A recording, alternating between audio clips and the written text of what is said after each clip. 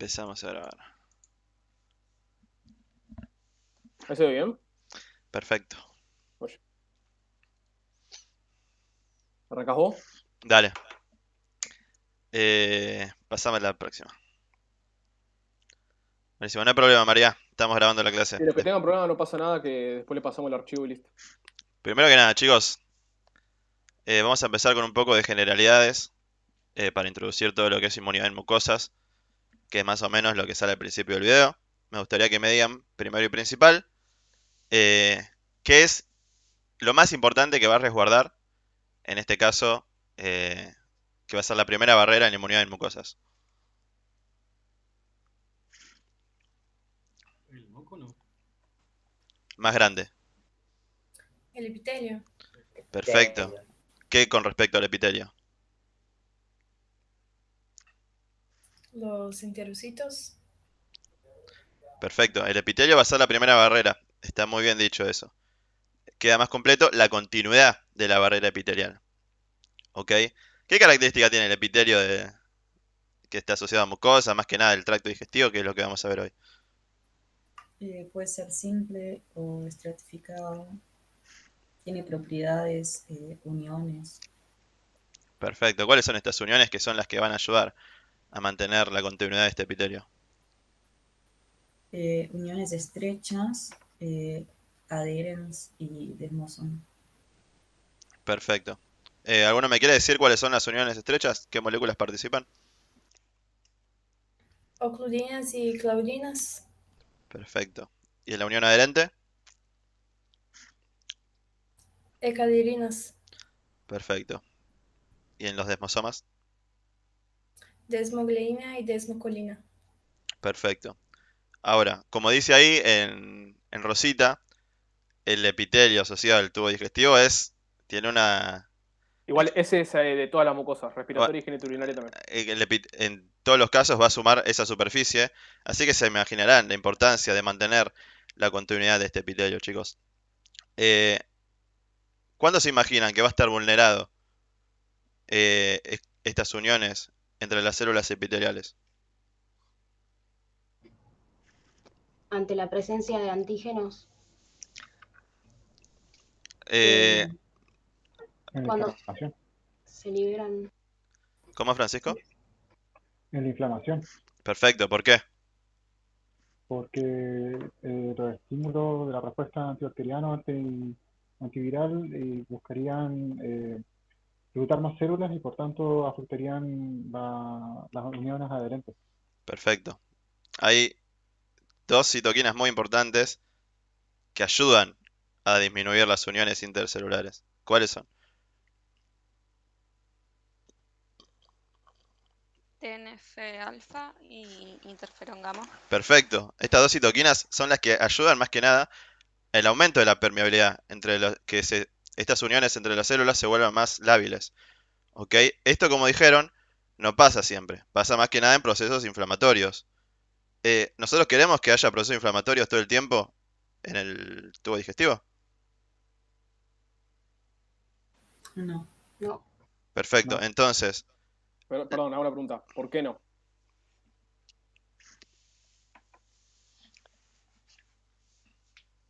Si Porque dijimos que la interviene con la inflamación absorción era fisiológica. ¿cómo, Alex? o la absorción de nutrientes. Sí, puede ser. ¿Algo más? Porque no va a ser un ambiente tolerogénico para el cuerpo. Tienes siempre inflamación. Perfecto. Eso es lo clave. ¿Y algo más grande? ¿A qué se enfrenta este epitelio continuamente? Alimentos. Eso no es tan grave, pero algo que puede generar cosas indeseadas. a microorganismos patógenos, Claro, o sea, Bien, la luz Andina. del tubo digestivo prácticamente se considera que es el exterior del cuerpo. Así que imagínense 400 metros cuadrados continuamente, ¿cómo se llama? Inclu- Enfrentados a microorganismos externos. No queremos la inflamación continuamente porque aumenta la permeabilidad, como decía Fer, y puede pasar cualquier cosa. ¿Se Perfecto. entiende? Entonces, chicos, dijimos que eso pasa nada más cuando estamos en estados inflamatorios. La mayoría de las veces, ¿qué tenemos? Que alguien lo dijo. Creo que Marina. Homeostasis. Perfecto, homeostasis. Tenemos un ambiente tolerogénico. ¿Y cómo se ve favorecida ese estado de ambiente tolerogénico antiinflamatorio?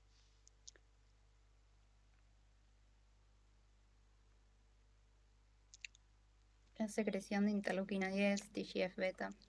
Perfecto. ¿Alguno se acuerda de qué célula muy importante secretaba estas dos cosas? El macrófago en PCTM2. Más importante. Eso está bien. FOXP3 positivas. Las T-reg. Perfecto, las Treg, las FOXP3 positivas y las FOXP3 negativas. Ah, las dos. ¿Ok? Porque ¿cuáles otras teníamos que eran FOXP3 negativas? TH3 y T-reg 1. Perfecto. Las Treg son muy importantes. Lo dijimos en la clase. Que van a hacer tolerancia más que nada frente a antígenos dietarios.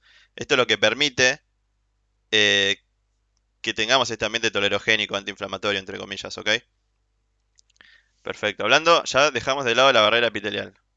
Ahora, más a los componentes eh, químicos y físicos que pueda llegar a tener esta barrera. ¿De qué me pueden hablar?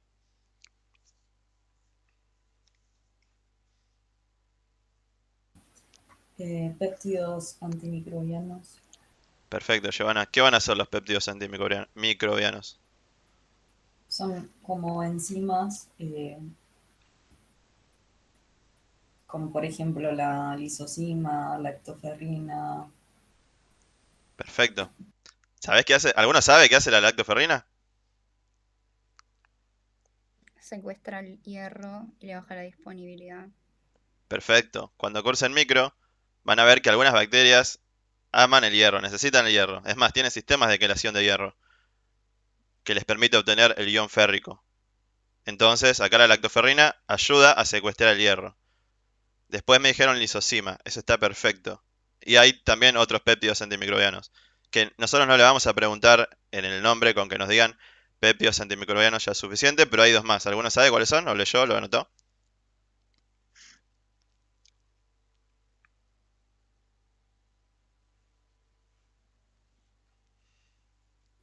El complemento. No. Péptidos antimicrobianos. ¿Peptidoglicano? No. Ah, antimicrobiano. Sí, No. perfecto. Vamos a tener las defensinas y las catelicidinas. ¿Ok? Que lo que van a hacer es van a hacer alteraciones irreversibles en la membrana de las bacterias. ¿Alguna se acuerda esto de esto, pero quién secretaba estos péptidos antimicrobianos? ¿Quién los producía? ¿Qué célula? Los de Panet. Perfecto, las células de Panet. Dato aparte. Bueno, ya hablamos de los péptidos antimicrobianos. ¿De qué otra cosa me pueden hablar? De la IgA. Perfecto, Tina. ¿Qué va a hacer la IgA? ¿Qué función importante va a cumplir? Neutralizar el antígeno y, o sea, sacarlo del epitelio también. Perfecto, neutralizar. ¿Qué quiere decir neutralización? Que se lo preguntamos a todos en el examen. No permite que el epítope del antígeno se una al anticuerpo. Perfecto. Eso es muy importante, chicos. La IgA, la función más importante que va a cumplir es la de ser anticuerpo neutralizante. Se dice, en el libro dice, que casi el 75% de todos los epítopes de los PAMPs van a estar neutralizados por esta IgA. ¿Ok? Entonces, esta IgA va a ser producida en alta, baja cantidad, ni...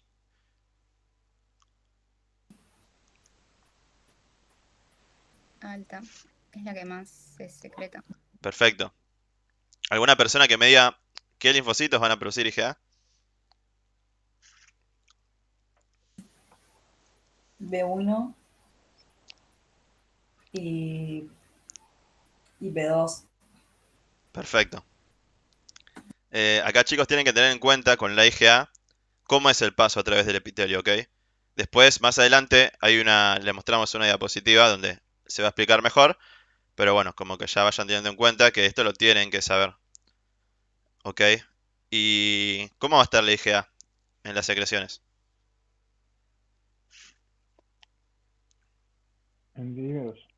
Perfecto. ¿Qué es lo que va a facilitar que esté en dímeros?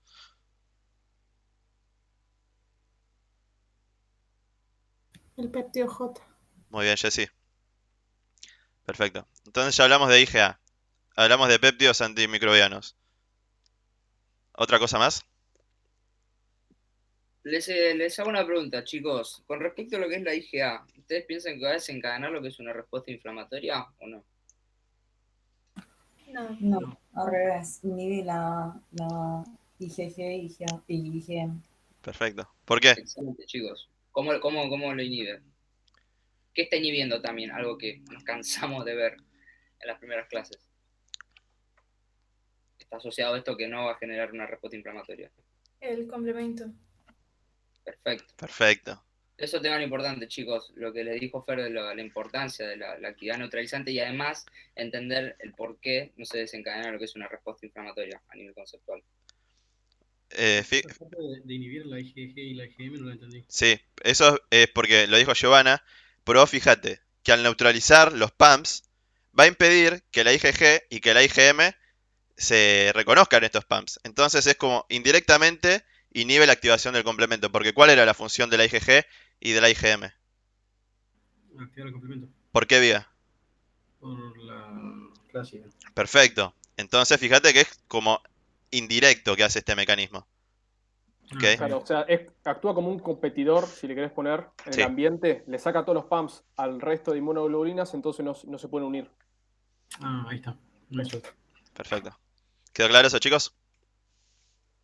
Buenísimo. Ahora vamos con la otra pata de esto que en el libro aparece como trípode.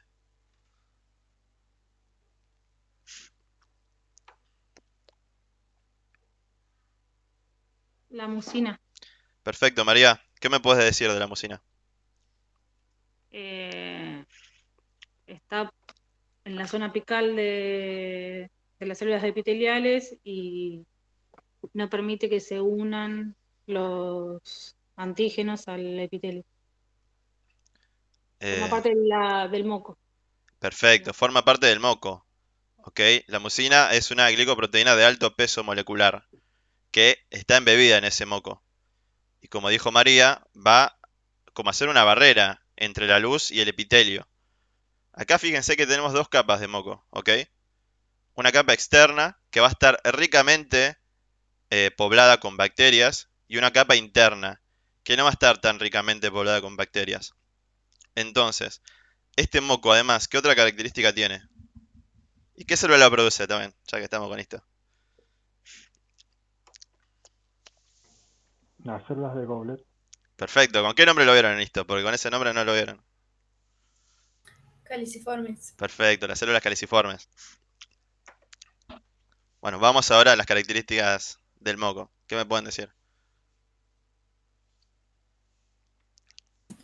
Es una glucoproteína. ¿Cómo va a ser la producción de estas mucinas? Alta, tiene una vida media corta que se intercambia todo el tiempo para que como eliminar los patógenos rápidamente. Perfecto, fíjense esto, qué importante, chicos. Tiene una secreción, todo el tiempo va a estar secretándose. Como dijo Ornella, tiene una vida media bastante baja. Entonces, esto va a generar un recambio continuo de la capa de moco que no va a permitir que si llegase a haber alguna bacteria que se colonice, que se establezca en ese lugar. ¿Ok, chicos? Además de esto, ¿qué otra cosa nos va a permitir también evitar la colonización de bacterias de los epitelios? Que ahora vamos a hablar más que nada de factores físicos.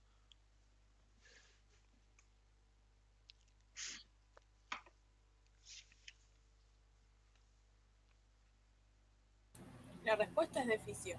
Sí. Sí, digestivo, justamente. ¿Decís del movimiento que hace? Eso. La peristalsis. Perfecto. Ciliares. Perfecto. Claro, en el epitelio respiratorio, Marina, ¿qué? Ahí va. Movimientos ciliares. Genial. Perfecto. Además, ¿a ustedes les parece, chicos, que estos enterocitos van a tener una vida media muy larga? ¿O se van a, no sé, tienen una vida media corta? ¿Cómo les parece que va a ser? Tiene una vida media corta, tiene un alto recambio. Perfecto, tienen un alto recambio. Entonces, todos esos factores, el alto recambio, la secreción de moco, que también tiene alto recambio, los péptidos antimicrobianos, la IgA secretoria, todo eso es como una barrera muy eficiente para separar todo lo que es los PAMPs que están en la luz de lo que está por debajo de la barrera epitelial. ¿A ustedes, chicos, les parece que el epitelio cumple solamente una función de barrera? ¿Qué va a tener además el epitelio? Sintetiza quimiosinas, citoquinas. Eso está bien, pero voy a algo más ¿Por grande. qué? Claro, ¿por qué la sintetiza? Porque tiene una Que función activa, reconocen. no es solo pasivo. ¿Por qué es activo? Creo que Joana dijo algo. Expresan receptores y reconocen PAMPs y DAMPs. Ahí vamos. Perfecto. Después Lauti le va a explicar cómo es esto de la expresión de receptores de reconocimiento de patrones. Pero ustedes tienen que saber, chicos, que si algún bicho llega a pasar, nunca digan bicho, van a tener receptores que van a reconocer estos PAMPs. Pero Buenísimo. está polarizado para que no esté todo el tiempo reaccionando. Perfecto. Entonces, ya hablamos del trípode. Ahora, hay una cuarta patita, que también es una parte muy importante, que ahora se está descubriendo muchísimo acerca de esto, y de lo que también va a hablar Lauti, que es...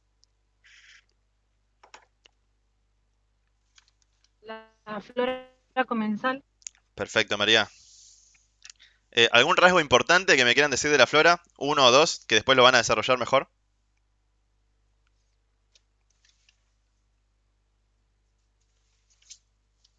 Compiten por nutrientes contra patógenos y Perfecto, por el sitio, por el lugar físico. perfecto, eso es muy importante.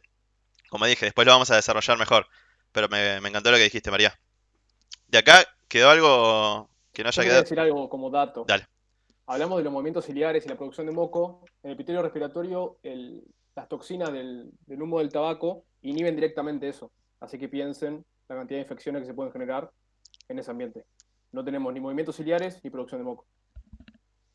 Nada, dato.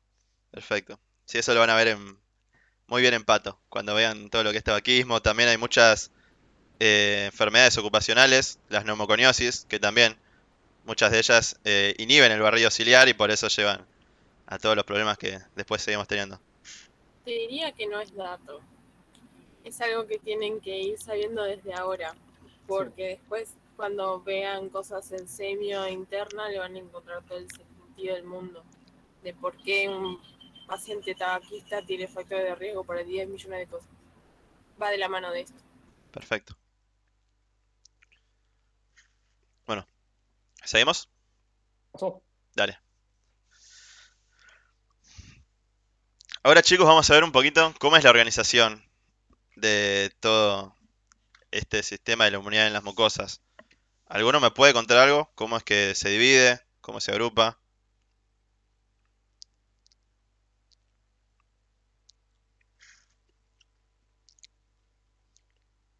Empecemos por lo más grande. ¿Cómo vamos a llamar al conjunto de estructuras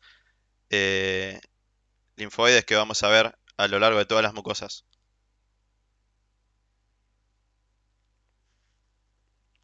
Malt. Perfecto. ¿Me querés decir qué significa? Lo acaba de decir igual. Tejido linfoide asociado a mucosa. Perfecto, Dalila. Ahí, bueno, en el seminario dice que el 80% de todos los linfocitos van a estar asociados a este tejido linfoide. Más que nada, ¿por qué? Por la extensión que va a tener todas las mucosas en combinado del cuerpo. Y ahora, ¿cuál es el que vamos a ver nosotros? Que es el, entre comillas, lo más estudiado o de lo que más se sabe. GALT, Perfecto. ¿Qué significa GALT? tejido linfoide asociado al gastrointestinal. Al tubo digestivo. Al Perfecto. tracto gastrointestinal. Ahí está. Perfecto, Jessy. ¿Y cuáles son las dos divisiones que vamos a tener acá que también las vimos cuando hablamos de linfocitos T y de linfocitos B. Sitios inductivos donde se activan los linfocitos vírgenes y los sitios efectores, que es cuando se diferencian a las células efectoras para realizar sus funciones. Perfecto.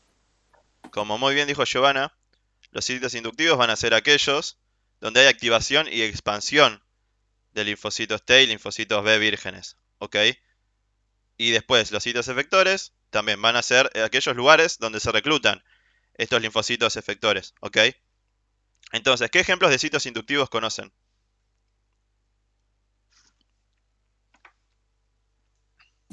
Placas de Peyer, Muy bien. ganglio mesentérico.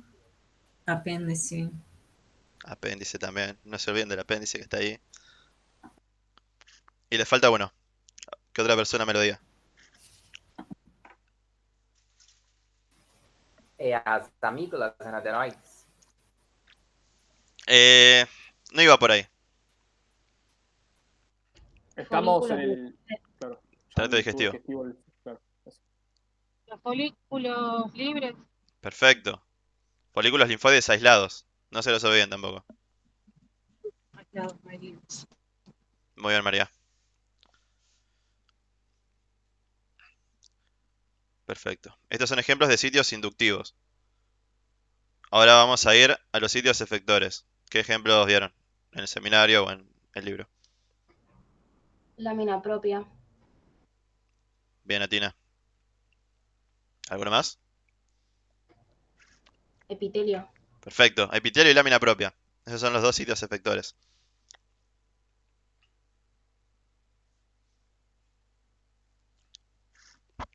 ¿Se acuerdan de las placas de Peyer de esto? Estaba RG del pibe con esto. ¿Tanto te gustaba esto?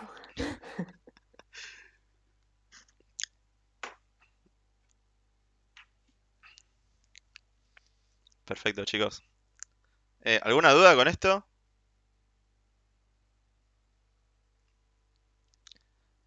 Perfecto. En el seminario dice que las placas de Peyer van a estar por debajo de... Les da un nombre a lo que está por encima de la placa de Peyer. ¿Alguno leyó algo de eso?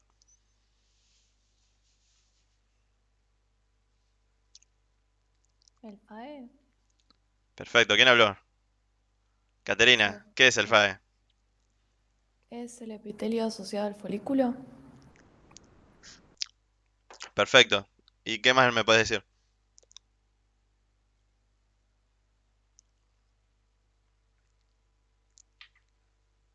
Este FAE tiene una célula particular. Tiene que ser la M. Perfecto.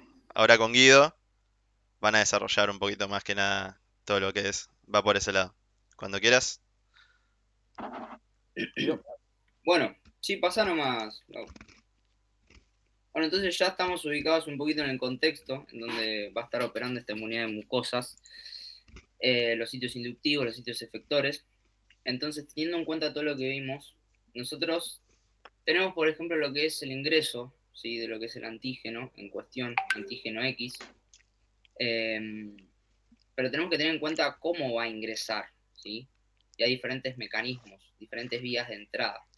A grandes rasgos, ¿qué vías de entradas conocen o leyeron ustedes para que ingresen los antígenos a estos sitios inductivos que estuvimos viendo?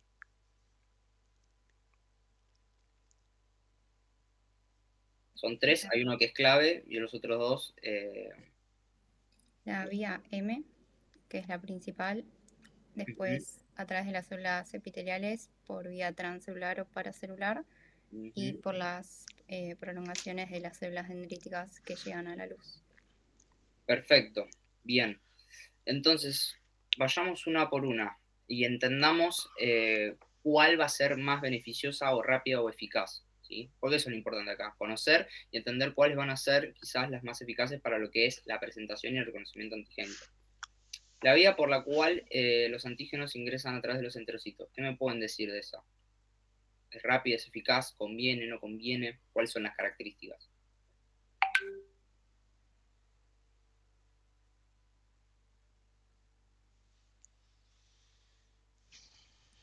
La transcelular creo que no conviene mucho porque tiene baja capacidad endocítica y alta capacidad de degradación. Bien, Marina. Perfecto. Alta capacidad de degradación. ¿Y entonces eso qué significa?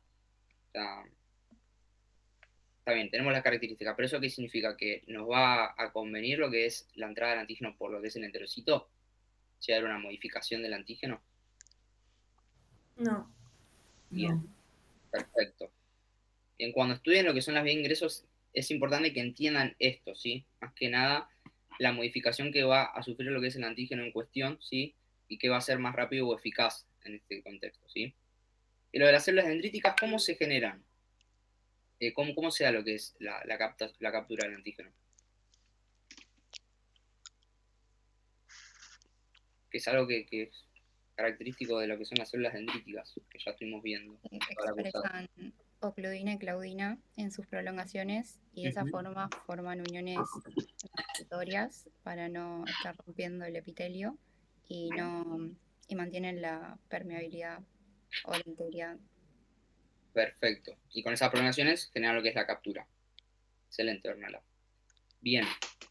Entonces ya vimos los mecanismos quizás secundarios a grandes rasgos que tenemos a través de lo que es el neutrocito, lo que es la célula dendrítica.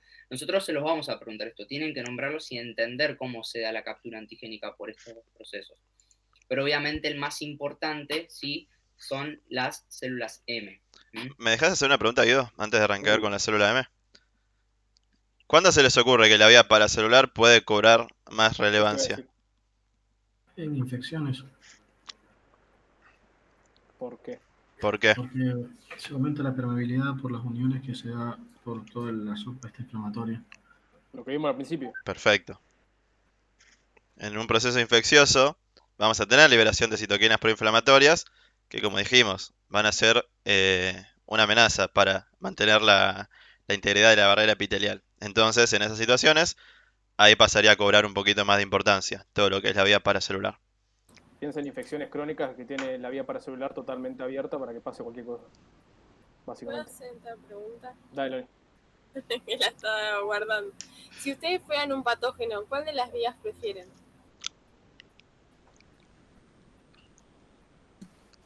¿Puedes repetir? ¿Cómo? La célula M, porque me va a llevar y me va a transportar nada más. ¿Por qué? Porque tiene alta capacidad endocítica y baja capacidad degradativa. ¿Por qué? Y de esa ¿tiene que forma ver el con antígeno puede llegar de forma completa, o sea, intacto, digamos. Y además, ¿por qué?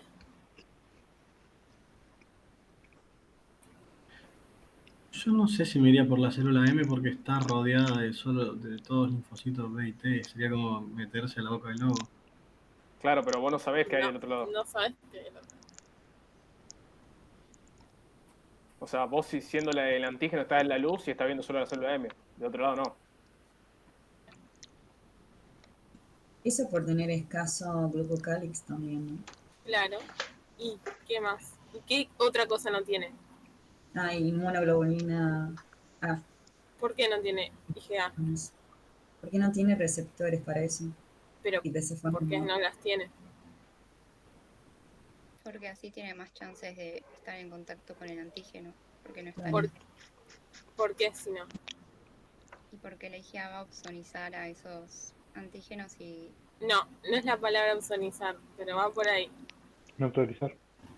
Exacto. Primero, eso es, por un lado, la célula M no tiene IgA, porque si tuviera IgA lo que hace es neutralizar el patógeno primero, nunca entra por ahí. Y siempre acuérdense que tiene que entrar el antígeno lo más preservado posible para después poder desencadenar una buena respuesta inmune. La segunda cosa es, ¿por qué el patógeno elegiría la vía? Y claramente es la M, porque ¿qué es lo que dijo recién Fer que pasaba con la vía paracelular? ¿Qué contexto sirve? Solo infeccioso. Inflamación. ¿Y transcelular qué es lo que pasa? Se degradaba. Claro, entonces, lo que pasa con la célula M es que es una linda vía de entrada porque en realidad no sabe lo que le está esperando del otro lado. En cambio, con la transcelular o la paracelular ya tenés la respuesta inmune ahí. Entonces, no es inteligente para un patógeno entrar por un lugar que claramente del otro lado le están esperando con los brazos abiertos.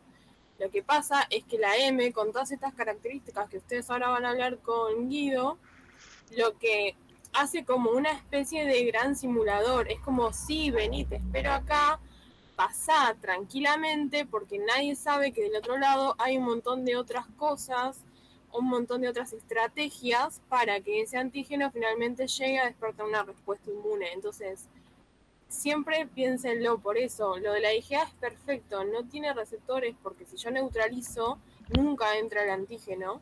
Y segundo, las otras vías me sirven cuando hay una inflamación ya instalada, entonces claramente van a estar neutrófilos, macrófagos, y lo que van a hacer es degradar ese antígeno y volvemos a lo mismo, no van a poder despertar una adecuada respuesta inmune pensando en la adaptativa, claramente, ¿no? Entonces, tengan en cuenta porque esa pregunta siempre la hago. Si quieren se la anotan. Siempre hacemos esa pregunta. Perdón, Guido, que te interrumpí un montón. Tranqui. Es importante que entiendan las características, asociarlas, ¿sí? a todo lo que viene diciendo Loni, ¿sí? Del por qué el patógeno le va a convenir utilizar lo que es la vía de la célula M, ¿sí? Porque no nos sirve de nada aprender lo que son las características, tanto la vía por entrada por enterocitos, por la célula dendrítica o por las células M, si no la asociamos a una funcionalidad o a una lógica. Pero bueno, y ahora pasar a último nomás, vamos a meter un poquito más en detalle. Igual ya lo estuvimos charlando, salieron todas las características y nadie que las sabía, de lo que son las células M, ¿sí? Y entiendan también qué es una célula M, ¿sí? ¿De dónde viene? ¿Qué es una célula especializada? ¿Cómo es? ¿Alguien sabe? Hay una definición específica de lo que es una célula M, y es importante que la sepan, porque para arrancar a hablar o encarar un tema, ¿sí? ¿De qué están hablando específicamente? Porque todos van directamente a la célula M a estudiarse las características, pero cuando le preguntas qué es una célula M, no saben decirlo. Y de hecho todo arranca en que es, si ustedes se dan cuenta que es, el resto sale por decantación, sale enseguida.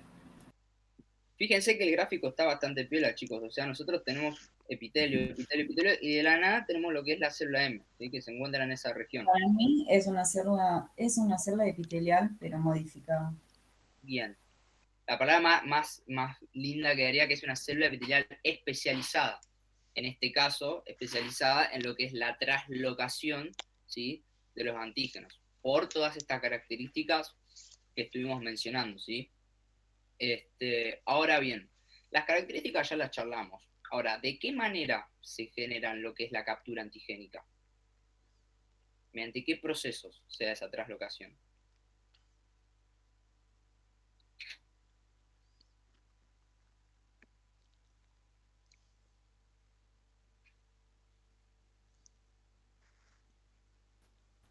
Puede ser de tres maneras, ¿no? Lo que he visto. Generaba vesículas cubiertas de clatrina, endocitosis en fase acuosa, creo, y fagocitosis clásica. Perfecto, chicos. Entiendan que existen esos tres mecanismos, ¿sí? Para generar lo que es la traslocación de antígenos. Es muy biología, pero se lo preguntamos porque tiene que ir paso por paso a entender qué es lo que está sucediendo, ¿sí? Y mediante qué mecanismo se da lo que es la traslocación. Asociados, obviamente, insisto, a lo que son las características per se que tiene lo que es esta célula epitelial especializada. ¿Vas a decir algo, Loni? Sí, nosotros preguntamos cuál de esos tres mecanismos es mediante receptor, ¿cuál me dicen? Fagocitosis. Sí, pero hay una más específica. Endocitosis. Una forma. Ay, perdón, escuché medio cortado a alguien.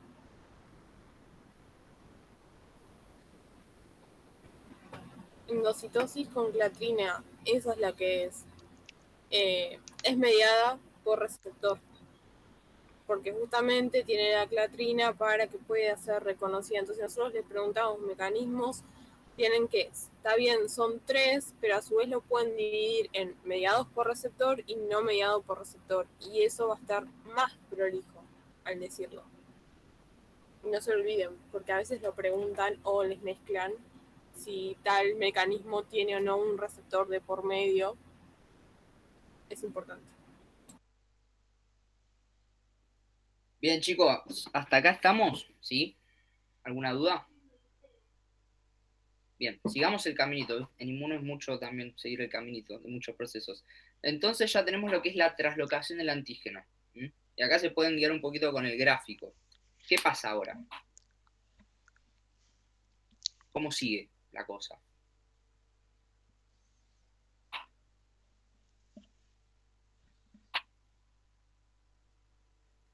Miren el gráfico. ¿Por qué piensan que nosotros ahí tenemos, por ejemplo, lo que es una zona T o una zona B? Esto lo saben, chicos. Todos. Para activar los linfocitos T o los B. Bien, bien. ¿Y dónde se da esa activación? En las placas de Peyer. ¿Y qué es la placa de Peyer? Sería... Lo vimos al principio, que es una generalidad de lo que es este sitio inductor. sitio inductivo. Bien, Atina. ¿Sí? Empiecen a usar y a hablar con criterio. Cuando hablamos de inmunidad de mucosas, hablemos de sitios inductivos y sitios efectores. ¿Sí? Pongan ya en práctica, a la hora cuando nosotros le preguntemos a manera oral, queremos que nos hablen con criterio cuando hablamos más que nada de la inmunidad de mucosas. ¿Sí? Sitio inductivo, ¿sí? Placa de Peyer. ¿Por qué era un sitio inductivo? Porque eran donde se activaban y se expandían los linfocitos vírgenes. Excelente, Giovanna. Perfecto. Bien, entonces estamos parados en ese contexto ahora. Llegó lo que es el antígeno, ¿sí? Se genera lo que es la activación de determinadas poblaciones, linfocitos T, linfocitos B. Ahora bien, nosotros sabemos que en ese sitio inductor se da la activación, pero estamos buscando, obviamente, lo que es la erradicación del proceso infeccioso, ¿no? Generar una respuesta contra un determinado antígeno.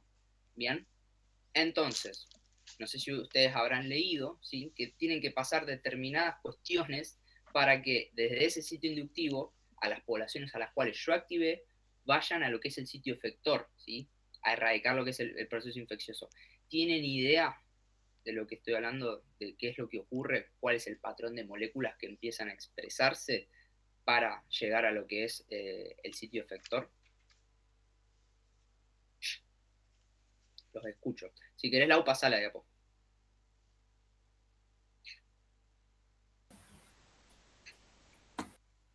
Va a expresar alfa 4, beta 7 y CCR9. Bien. Que tiene ligandos en el endotelio de la lámina propia. Bien, bien. ¿Qué tipo de endotelio es? Y pasan a expresar por... Alto endotelio. ¿De vuelta? HB venula alto endotelio. El endotelio plano en este caso. Por eso puse eso. Okay. Ojo con eso, porque están acostumbrados a ver el endotelio alto. Claro, acá es distinto. Bien. Vayamos un poquito de paso por paso. Entonces, Ornella dijo que empieza a expresarse alfa 4 beta 7 y CCR9, que es la llave de entrada para llegar a lo que es la lámina propia. Bien. Vayamos un poquito más atrás. ¿Por qué o quién me dispara lo que es la expresión de alfa 4 beta 7 y CCR9? ¿El ácido retinoico? ¿Y quién libera ese ácido retinoico? La célula dendrítica. Perfecto. De nuevo quedamos en lo que es la célula dendrítica. Para mí la mejor célula del sistema inmune. Crack. Genera lo que es una predisposición o un condicionamiento de lo que es la respuesta inmune efectora, ¿sí? A través de lo que es la liberación de ácido retinoico voy a tener una estimulación, más que nada no, estimular lo que es la expresión de alfa 4, beta 7 y CCR9, para que a través de la expresión de estas mismas tengamos una llegada de lo que es la población que fue activada hacia lo que es el sitio efector. ¿Bien? Imagínense, chicos, que nosotros tenemos la activación, sale a circulación, ¿sí? Esta población que fue activada. Eso es importante. ¿Sí? Sale a circulación, ¿sí? O sea, ustedes siempre, más allá de describir los procesos, imagínense dónde están ocurriendo las cosas, ¿sí? Porque es todo muy lindo, quizás si describen todo lo que es un proceso o un fenómeno, pero no saben dónde está ocurriendo. Se genera la activación de estas poblaciones vírgenes, salen a circulación, y acá está el problema, ¿cómo hacemos para que lleguen al sitio efector? mediante esto, la expresión de alfa 4, beta 7 y CCR9, que es un poquito lo que venimos enseñándoles y ustedes están viendo en lo que es inmunología. Siempre hay una llave, así que me abre una puerta para llegar, por ejemplo, a lo que es un órgano linfático secundario. Así que en su momento era CCR7 y L-selectina. Ahora estaríamos hablando de alfa 4, beta 7 y CCR9 para llegar a lo que es el sitio efector y erradicar lo que es el proceso infeccioso que se reconoció en un primer momento. ¿Bien? Entonces, a través de esto llega a lo que son las vénulas de endotelio plano, que van a expresar MADCAM1 y CCL25.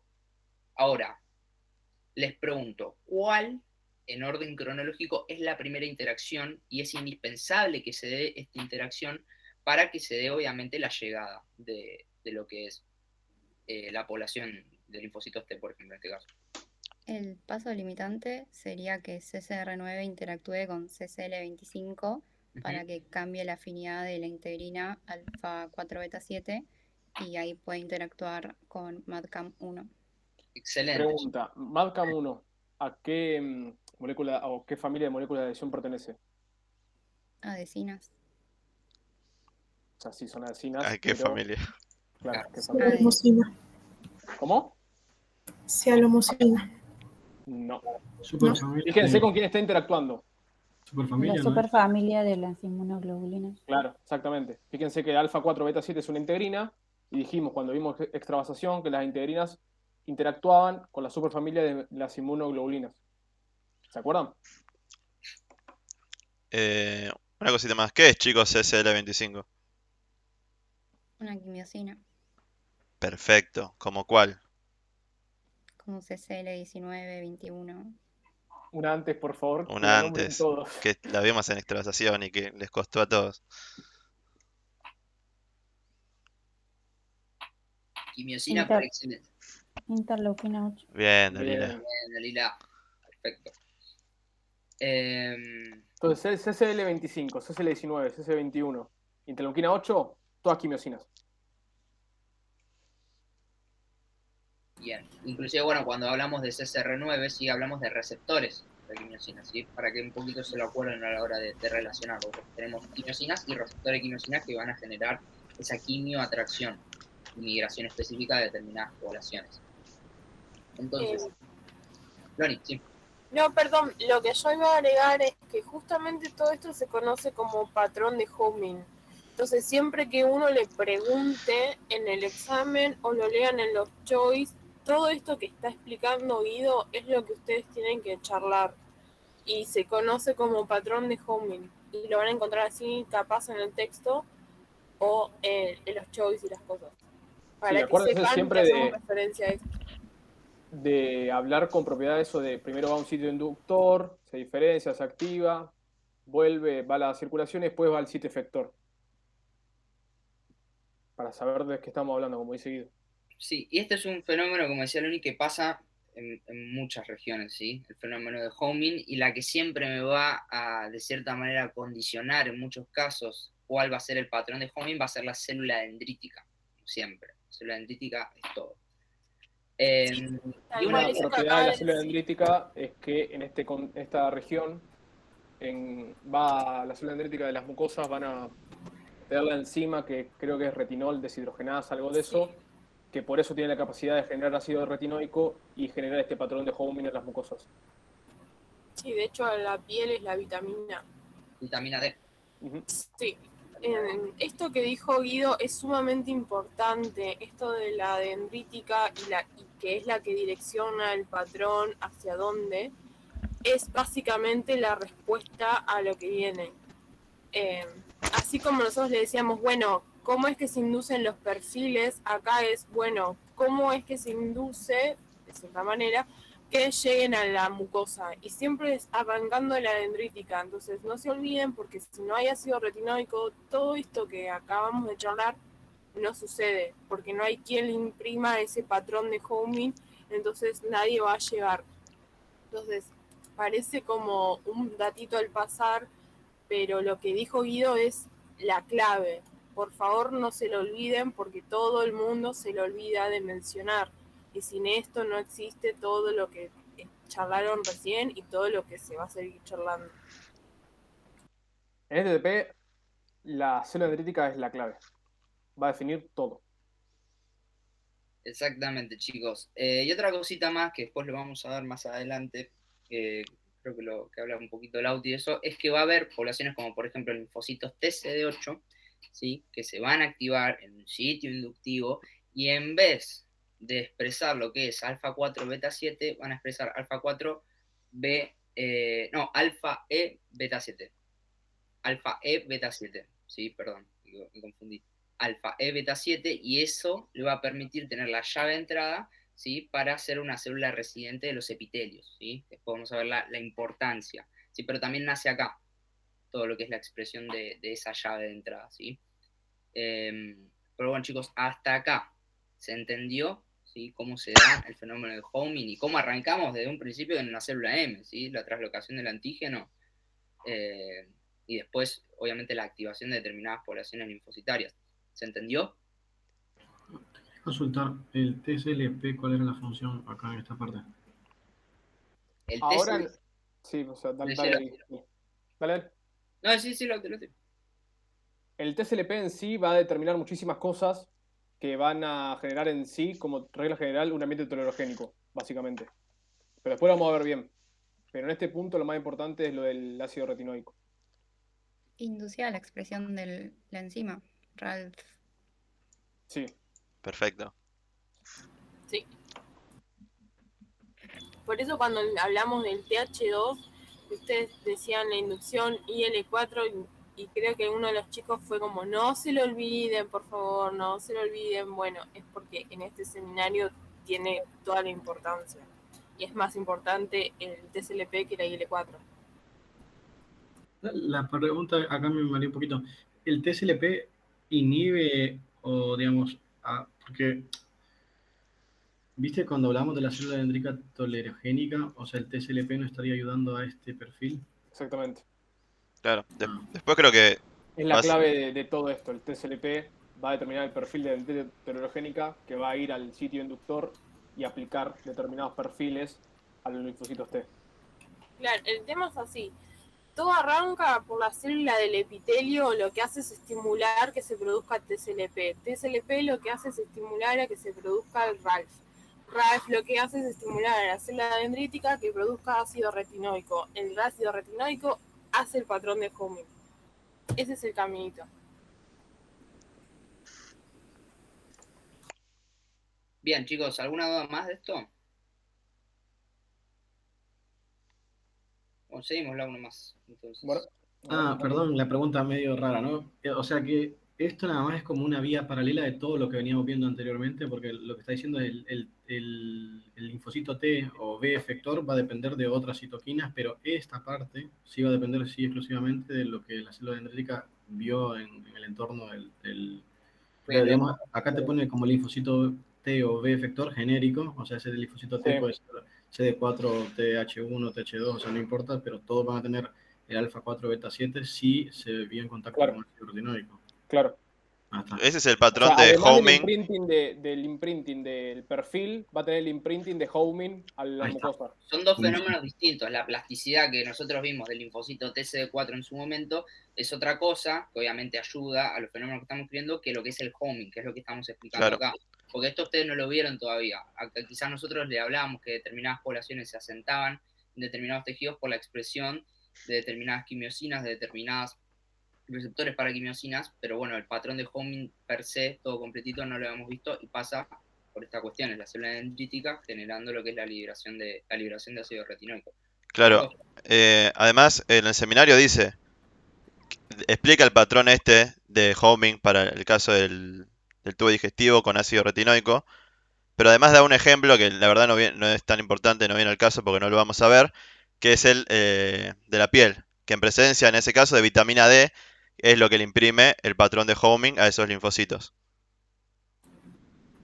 Y no, lo que quiero es que quede claro que en realidad las dos cosas pasan al mismo tiempo. Cuando un T se está diferenciando hacia un efector, lo mismo está pasando. El problema es que no podemos ver las dos cosas al mismo tiempo si uno no comprende cómo se activa un T. Es como mucha información de golpe. Pero ahora que ya saben esa parte, es integrar ambas. Estos dos procesos están sucediendo al mismo tiempo. A su vez que un T se está diferenciando en un TH1 para determinado contexto, a su mismo tiempo se le está imprimiendo este patrón para decir, bueno, vos tenés que ir al tubo digestivo, pues necesito que haya un TH1 ahí que me solucione el temita que está sucediendo. ¿Sí? Es un poco darle instrucciones a las células dónde tiene que ir, chicos, en un patrón específico. También lo vimos, si se acuerdan, cuando leyeron del libro de lo que son las poblaciones B1, ¿sí? Tienen lo que, en el libro lo menciona, se dice homing, ¿sí? Hacen homing en lo que es la pleura, ¿sí? A nivel del peritoneo de la pleura, lo que son los B1, ¿sí? Porque hay una expresión específica. Claro, básicamente, ¿de dónde viene la célula dendrítica y qué reconoció en esa periferia va a determinar el perfil y las moléculas de homing que le expresen? Es para generar que la respuesta sea bien efectiva y que no vaya a cualquier lado a destruir células. O sea, que vaya a donde está ocurriendo la infección e inflamación y resuelva todo ahí. Buenísimo. ¿Se entendió? Sí, re bien. Empiecen a aplicar estos conceptos a todo ahora, ¿sí? El homing. Para que lo saben. O espero que hayan entendido. Pero bueno, chicos, ¿alguna duda más de esto? Muy importante. Importantísimo. Bien, seguimos entonces.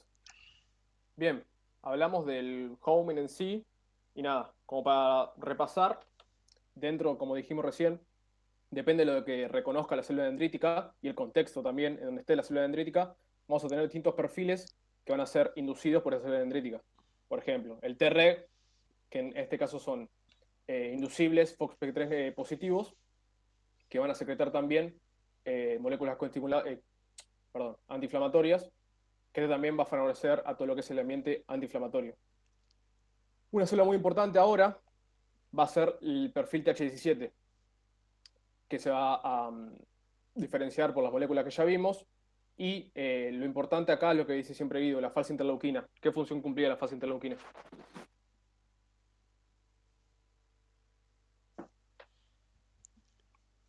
No, Guido. Era como síntesis de péptidos antimicrobianos, claro. el moco, toquinas, quimiosinas, y creo que interleuquina 8 también. Claro. Todo eso que se da por la interleuquina 22, nosotros lo vimos en el TH17. Pero en este caso, en las mucosas, esta interleuquina 22 va a estar principalmente dada por lo que son las células linfoides innatas, no sé si se acuerdan. Un tipo de célula linfoide innata va a secretar la mayor proporción o porcentaje de esta interleuquina 22 para mantener la integridad del epitelio y sus propiedades antiinfecciosas, si quieren decirlo. Bien, después tenemos el TH1, el TH2 y las Treg inducibles, pero FOXP3 negativas, que teníamos los dos perfiles, TR1 y TH3. ¿Está bien? Esto nada, para que sepan que depende del ambiente que se encuentre la célula dendrítica antes de migrar, va a depender la célula T que genere. Bien. Bien. Un tipo especial de linfocitos T que tenemos en los sitios efectores, principalmente en lo que es el epitelio, son los linfocitos intraepiteliales. Que dentro de estos linfocitos la gran proporción va a ser CD8 positivo. ¿Está bien? Nada, acá les puse un par de características. La primera línea de defensa, destrucción de células dañadas o estresadas. Acá quedó mal, después lo arreglo. Mantenimiento de integridad epitelial, producción de citoquinas antiinflamatorias y ambiente tolerogénico. Todo esto va a mantener en sí al epitelio como en constante recambio para que no se genere infección o no se dañe la integridad del epitelio, que es lo que vimos al principio, que podría generar que aumente la pasada paracelular de los antígenos y generar una infección crónica. ¿Se entendió? Dentro de estos linfocitos intraepiteliales vamos a tener distintas poblaciones que van a ser... ¿Se acuerdan que TCR tenía las dos cadenas alfa y beta y podía tener la cadena gamma delta? Bien. Acá va a cobrar importancia eso. Tenemos los TCD8, que son los TCR con alfa beta o los TCR con gamma delta. Dentro de los que tienen el TCR alfa beta, se va a clasificar por el correceptor CD8. El CD8 en sí, el correceptor, es un heterodímero que tiene dos unidades, que puede ser alfa-beta o alfa-alfa.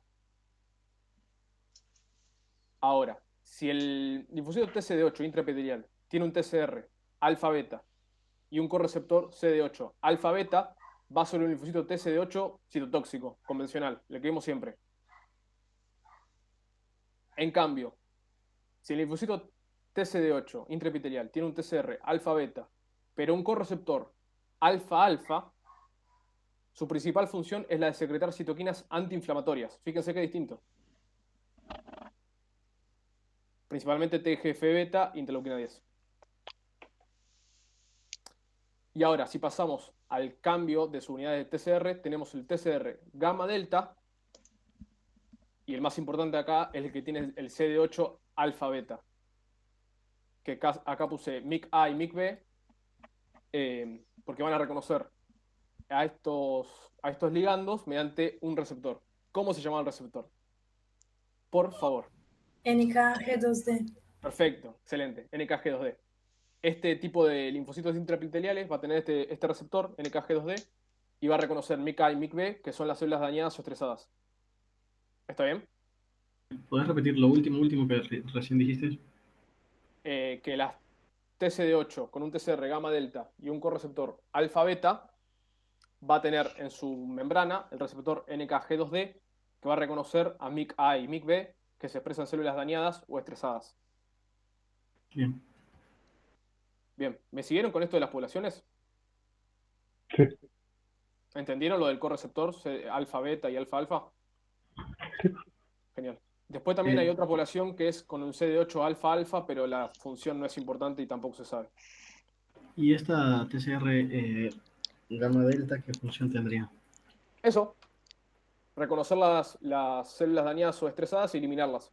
Ah, bien. Sería más o menos citotóxico también. Claro, pero mediante ese receptor. Igual que la NK, si querés pensarlo. Sí. Bien. Y, ¿qué iba a decir? ¿Y cómo llegan a este lugar que es el epitelio? Por estas dos llaves de entradas. El TGF-beta se dice que va a imprimir en los linfocitos T, CD8, lo que es la expresión de alfa E beta 7 y E-caderina. O sea, E-caderina va a ser el ligando de alfa E beta 7. Entonces ahí va a llegar a unirse al epitelio, que es el sitio efector de este tipo de células. Perdón, ¿puedo hacer una aclaración? Sí. Primero, porque este error lo comete todo el mundo. Cuando se le da el patrón de homing a estos linfocitos TCD8, lo primero que tiene es el alfa 4 beta 7, porque si no, no llegan nunca. Y una vez que llegaron ahí, lo que pasa es que el entorno, este TGF-beta, lo que hace es a su vez cambiar el alfa 4 por el alfa E. Entonces, ese detalle es importante, porque no es que enseguida tienen al alfa E beta 7, porque si no nunca llegan a la mucosa del tubo digestivo. Tienen que tener primero el alfa 4 y después cambiar por el alfa E. Eso Claro, ténganlo en cuenta. Desde la periferia, para que llegue en sí al tubo digestivo, es lo que dice Loni. Lo que vimos antes con el homing de Guido. Y una vez que está ahí, como se enfrenta en un ambiente homeostático en sí, se enfrenta a un ambiente con alto de TGF-beta. Y ahí permite que el alfa E beta 7 se exprese y llega al epitelio. Nunca se olviden que al inicio son linfocitos TC8, chicos. Nunca se olviden de eso, que ahí arranca y después todo lo que les mencionó Loni. Les hago una pregunta que no sé si le ibas a decir, Lauti, esto. Acá en las características de linfocitos intraepiteliales pusimos ambiente tolerogénico. ¿Para qué? Una de las qué funciones cumple también lo que son los linfocitos TC8 acá. ¿Contra qué antígenos? Antígenos dietarios. Perfecto, chicos. Imagínense que nosotros estamos comiendo cuando comemos, más allá que conocemos lo que es una milanesa, todo eso, no, es algo extraño.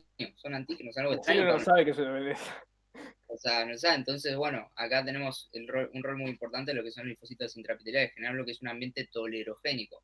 Tolerar eso, no reaccionar. Decir, ok, esto va a piola, listo, seguimos. Principalmente por, fíjense, las citoquinas antiinflamatorias y la remoción de las células estresadas o dañadas que pueden generar DAMPs. Perdón. ¿Se entiende? Sí.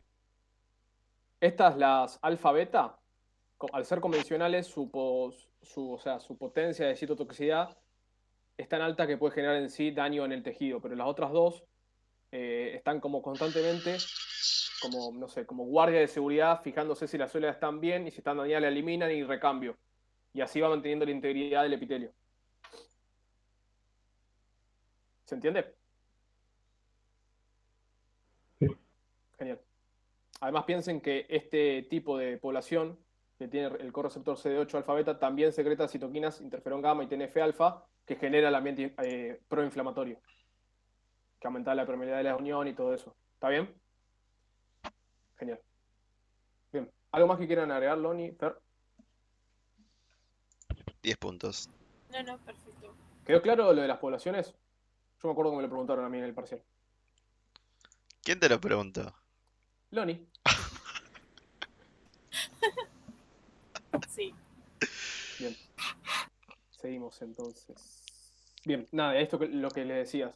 En el ambiente tolerogénico o homeostático, la principal producción de interleuquina 2, de interleuquina 22, perdón, va a venir de la célula linfóide innata de tipo 3, que se acuerdan que dijimos que tenemos distintas células linfóides innatas y algunas se van a parecer a perfiles efectores de los linfocitos T. En este caso, la célula linfóide innata de tipo 3 se parece al perfil TH17. Fíjense que produce interleuquina 17, interleuquina 22. ¿Está bien? Esto que le puse acá es que leí que este tipo de célula linfóide innata, para su diferenciación y como producción en el tejido, depende de un metabolito, el triptofano, que aumenta su expresión, que es este. No importa, pero nada, se lo tiro como dato porque también se conectan con la dendrita tolerogénica. Eso. Bien. Acá pasamos a linfocitos B. Acá esta imagen básicamente es para mostrarles que es lo mismo la activación y todo eso que vimos en el ganglio linfático. Fíjense que el antígeno, el linfocito B lo reconoce de forma conformacional y en cambio el linfocito T necesita un previo procesamiento para la célula dendrítica. Hay la cooperación, la activación y todo eso. Acá lo importante de los linfocitos B, como dijimos, ¿cuál va a ser el isotipo de inmunoglobulina que mayor se va a encontrar?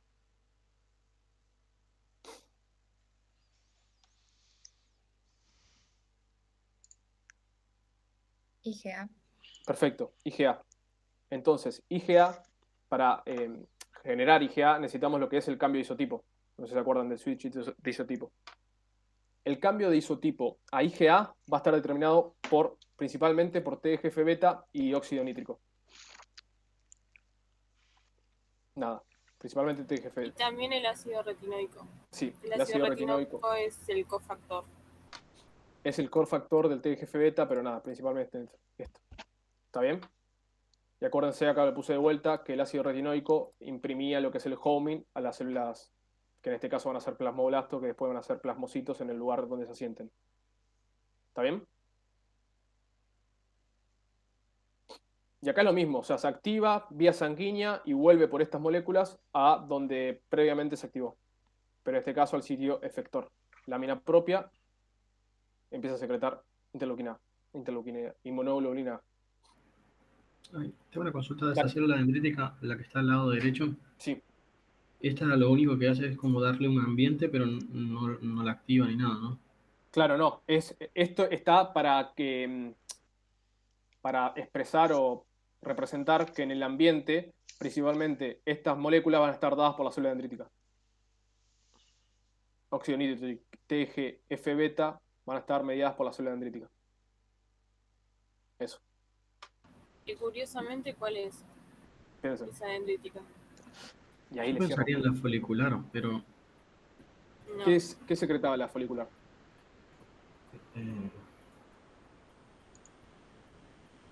¿Cuál es la favorita de Lauti? Tolerogénica. Claro. Entonces acá se relaciona con todo. La tolerogénica va a secretar TGF-beta. Entonces va a prevenir o a permitir el ambiente alto en TGF-beta, lo que permite un alto contenido de IgA y lo que permite un alto contenido de IgA en la luz para que sea neutralizante y evitar la infección. Como que se relaciona todo ahí. Además, de la mano de esto, uno lo que siempre evita primero es que se arme el quilombo inflamatorio, que está bien, vimos que era buenísimo, que es una respuesta fisiológica, pero uno primero intenta evitarlo. ¿Cómo? Bueno, es una tolerogénica que te da estas herramientas a una población que ya está ahí, que si yo la activo es capaz de contenerlo.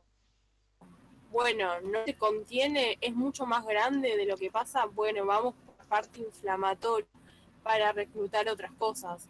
Entonces siempre tienen que tener en la cabeza que uno primero intenta contenerlo en el sitio. Por eso existe la tolerogénica, que está en los tejidos periféricos, que tiene la capacidad de secretar todo esto.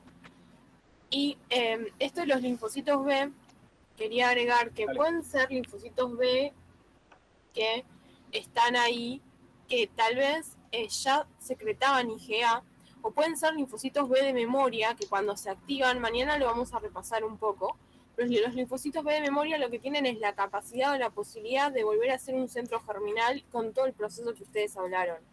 Entonces, si yo tengo el TGF-beta dado por la dendrítica más el óxido nítrico y el ácido retinoico, esos linfocitos B pueden volver a ser un centro germinal y en ese momento hacer el switch de isotipo a una IgA. Por eso es que hay tanta cantidad de IgA, no solo del B1, no solo de B que ya secretaban IgA, sino por la posibilidad de hacer el switch. ¿Se entiende? Sí, consulta. De esto que recién hablabas del switch de isotipo, ¿viste también la hipermutación somática? En este caso no se estaría dando. Sí, se da. Sí. Lamento informarte que sí. O sea, switch los B de y memoria hipermutación va de la mano. Claro, porque los B de memoria lo que tienen es la capacidad, hay algunos que dicen, bueno, como estoy bien, pero la gran mayoría lo que hace es volver a pasar por todo el proceso que hablamos cuando hablábamos de activación B. Entonces, eso va de la mano, el switch de isotipo va con el aumento de la afinidad porque vuelven a hacer una hipermutación, lo cual es, si ya era afín, ahora es como el doble del fin y la respuesta es mucho más efectiva, mucho más rápida, súper mejorado, por decirlo de una manera.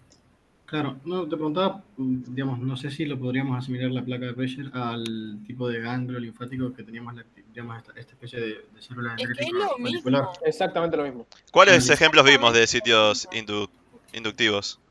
Claro. ¿Qué ejemplo? Teníamos 3 ejemplos. 1, placa de Peyer. 2, Ganglios mesentéricos. perfecto. ¿Y los ganglios mesentéricos qué son? Lo vieron en anatomía. Ganglios. Perfecto, son los ganglios drenantes de todo lo que es, no sé, la arteria mesentérica, ya ni me acuerdo yo. A ver, por favor, te lo pido. ¿Ok? Nada más que la única diferencia, ¿cómo va a llegar el antígeno al ganglio mesentérico? No tiene vía aferente, pero llega por, digamos, por el lado del epitelio. Al ganglio mesentérico. Ah, el mesentérico va a llegar por vía aferente. Perfecto. Linfático. Acá la diferencia es que acá entra por la célula M. Pero es la misma estructura. Es más, la placa de Peyer tiene área T y área B. Que el ganglio linfático tenía área T y área B. Que lo habíamos visto acá, cuando vimos célula M. Acá. Zona T y zona B. Y para añadir a lo de la célula dendrítica, que después creo que lo van a desarrollar, ¿cómo dijimos que se formaba, o sea, que se diferenciaba una célula dendrítica tolerogénica?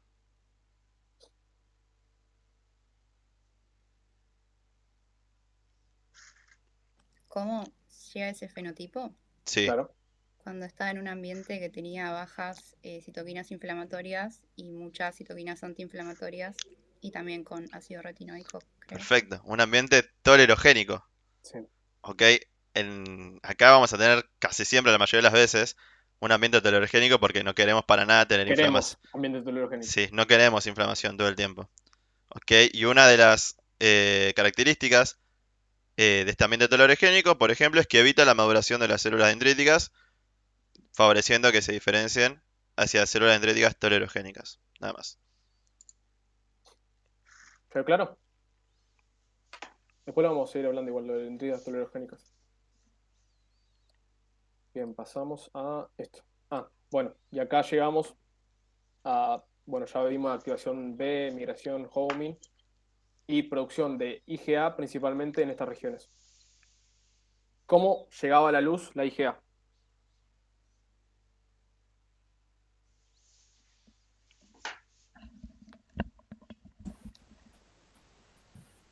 Se unía a un receptor poli-IG que era indocitado y después era liberado a la luz. Y cuando era liberado a la luz se quedaba con una parte del receptor, que sería el componente secretorio, Sí. y eso le brindaba resistencia. Perfecto. O sea, inhibe la proteólisis de la inmunoglobulina. Piensen que las inmunoglobulinas son proteínas. Y en toda la luz tenemos proteasas que están para la degradación de alimentos. Entonces tenemos que evitar que se degrade porque sí. ¿Está bien? Y el componente secretorio, no sé como dato, no sé si salió en el choice o no, es la porción extracelular del receptor de poli-IG. ¿Está bien? Acá le puse cuánto se produce y se pasa a la luz de IgA por día. Son 40 miligramos por kilogramo de la persona adulta. Imagínense. Otra cosa más. ¿Por qué se llama receptor de poli-IG y no receptor de poli-IgA?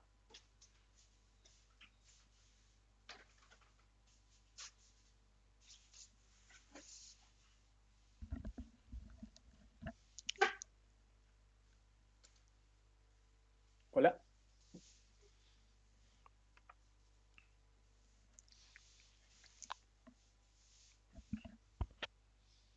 ¿Qué piensan? ¿Por qué se llama así? Receptor de poli-IG. ¿Y por qué no se llama receptor de poli-IgA? Más específico. Porque también transporta a inmunoglobulina G, pero menos medida. La inmunoglobulina... Y principalmente también inmunoglobulina M también. ¿Está bien? Por eso, básicamente. ¿Está bien? Nada. Como dato para que se acuerden. Otra cosa también que les puse acá es lo de linfocitos B1, que dijimos que estaban en gran cantidad en estas regiones. Que acá fíjense, las bacterias que está representado lo que es la flora comensal, va a inducir en lo que es la célula dendrítica la secreción de TGF-beta, April y BAF, que todo esto va a permitir o a beneficiar lo que es el switch de isotipo a IgA.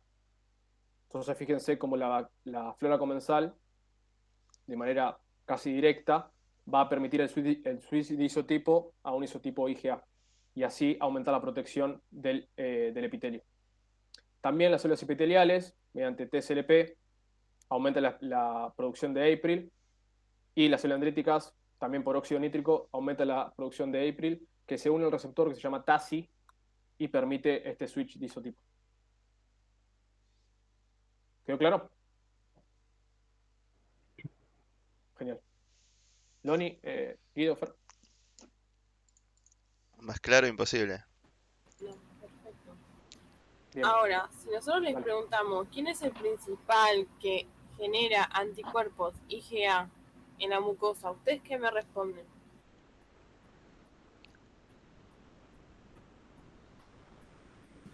¿Cómo es la pregunta? Otra vez. ¿Quién es la principal célula que produce IgA en la mucosa? B1. Exacto, esa es la respuesta. ¿Por qué? Porque no necesita tanto lío de activación, porque no tiene que hacer ningún tipo de colaboración, porque solamente con hacer esto hace el switch, cambia la IgA y estamos. El B tiene un montón de cosas que pasar. Que haya una dendrítica tolerogénica, que haya una colaboración TB, que haya un montón. Entonces, la respuesta siempre es B1 y después está apoyado por el B2. Lo que pasa es que la IgA que está secretada por el B2 tiene un montón de otras características buenísimas, porque es una IgA que es más afín, que ya sufrió switch de isotipo, que viene de células de memoria, que todo lo que ustedes ya saben. ¿Sí? Por favor, traten de leer si no lo entienden, igual capaz que ahora los chicos lo repasan, el tema del transporte de la IgA de un lado al otro del epitelio. Y ahí hago una pregunta. La IgA ¿Dónde cumple la función? Buena pregunta. Porque se les dice a todos ustedes. ¿Dónde cumple la función?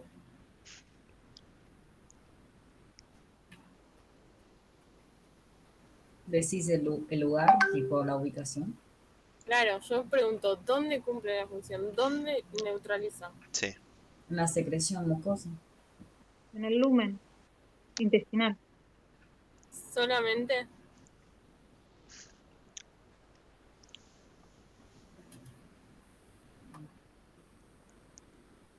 En este camino de un lado al otro, ¿en algún momento deja de ser neutralizante?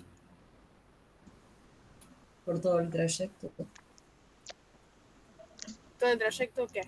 Claro. ¿Cuáles son los compartimentos? Uno es intraluminal, en el lumen. Los otros dos, En la lámina propia. Antes. ¿Y el otro?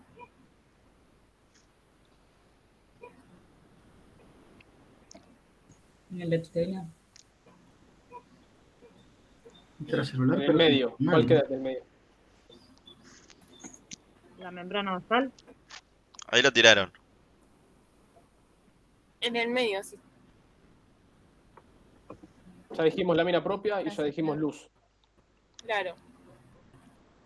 ¿En el medio qué pasa? ¿Dónde está? Las células epiteliales. ¿Pero dónde? Claro. Lo dijiste, Marco. No te achiques. Yo lo dije, pero yo eso lo veo. Lo que pasa es que para mí no tiene función porque está endosomal. ¿Por qué no tiene función? Porque tendrías que contactar con algún patógeno, alguna... Eso, ¿No puede haber un patógeno en el endosoma? ¿Eso le quita la función? No le quita. Vayamos o sea, teóricamente, ¿hay algo que le quite la función en el endosoma? No. Bueno. No. Igual no estaba seguro de esta parte porque viste que te dice que los endosomas tienen que ser... Bueno, no sé si es todo un proceso, lo de la acidez, que siempre viste que se terminan... Siempre, eso siempre. A lo que voy yo es, la función de neutralización es intrínseca de la inmunoglobulina, nunca la adquiere ni la deja de adquirir. Entonces, ¿dónde neutraliza la IgA? En todos lados. Lo que pasa es que es más eficiente en la luz, porque si uno agarra las cosas en la luz, no deja que el patógeno ingrese, nunca esté intracelular y que no vaya a la lámina propia. Pero la respuesta es siempre, porque la función es intrínseca de la inmunoglobulina. Nunca la adquiere y nunca la deja de adquirir. Esa es una pregunta que siempre hacemos y que siempre pasa esto, que todo el mundo dice, bueno, intraluminal o intracelular deja. No deja nunca. Ustedes nunca van a leer en el libro que diga, no, porque adquiere tal cosa, deja de adquirir su función. Lo que pasa es que tal vez no sea tan eficiente porque justo tiene que darse que en el endosoma haya un patógeno, bla, bla, bla. Pero nunca deja de adquirirla. Eso ténganlo en cuenta, porque aparte se los vamos a preguntar. Seguro. Bien, ¿seguimos? ¿Alguna más? ¿Puedo hacer una pregunta? El linfocito B1 era el que se terminaba de madurar a los 2 años, ¿no? ¿Con cuál ¿Y qué más? pasa con los menores de 2 años? Ah, qué buena pregunta. Qué buena pregunta. ¿Qué te parece que pasa, Diana? Florencia, perdón. Florencia y Diana. No sé, que tienen menos secreción de inmunoglobulina A y estarían como con un epitelio más proinflamatorio. Pero no sé. En realidad no más proinflamatorio, menos defendido. ¿Y no te parece que hay un montón de catarros de vía aérea superior que tienen los nenes hasta los 2 años? Y que de hecho son los motivos de consulta e internación.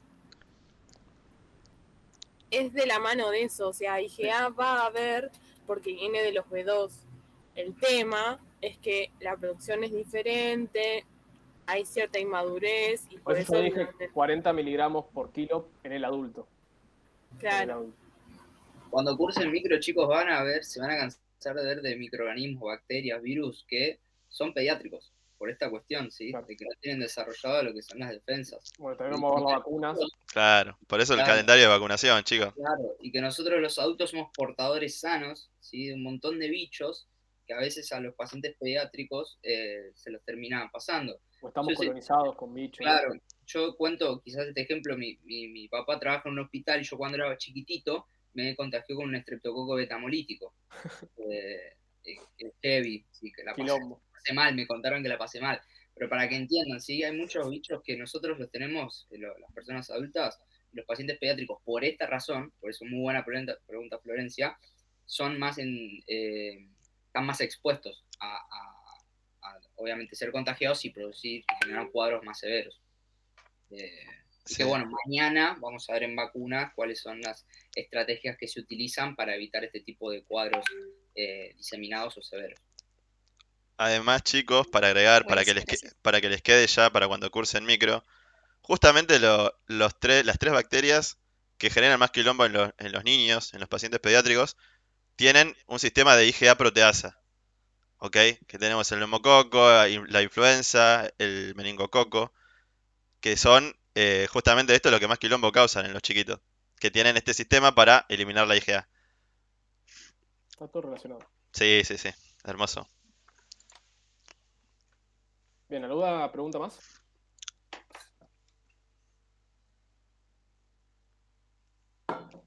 Bien, seguimos. Ya llegamos a microbiota. Bien, ya estamos por terminar. Vamos a hablar un poco de... Esto no es tan importante, la verdad, pero sí es importante. O sea, no es tan tomado, pero es importantísimo. Lo que es el microbioma, la microbiota. Microbioma en sí son todas la flora comensal, las bacterias comensales, que van a estar a lo largo de todo lo que es el tubo digestivo. También tenemos en la piel, las vías respiratorias, y van a ser una gran cantidad de microorganismos, bacterias, virus, lo que sea, que van a vivir dentro nuestro y van a generar beneficios para nosotros. O sea, es un gran componente también del sistema inmunológico, que vamos a ver ahora las funciones. Y como dijimos al principio, es otra pata que favorece a lo que es el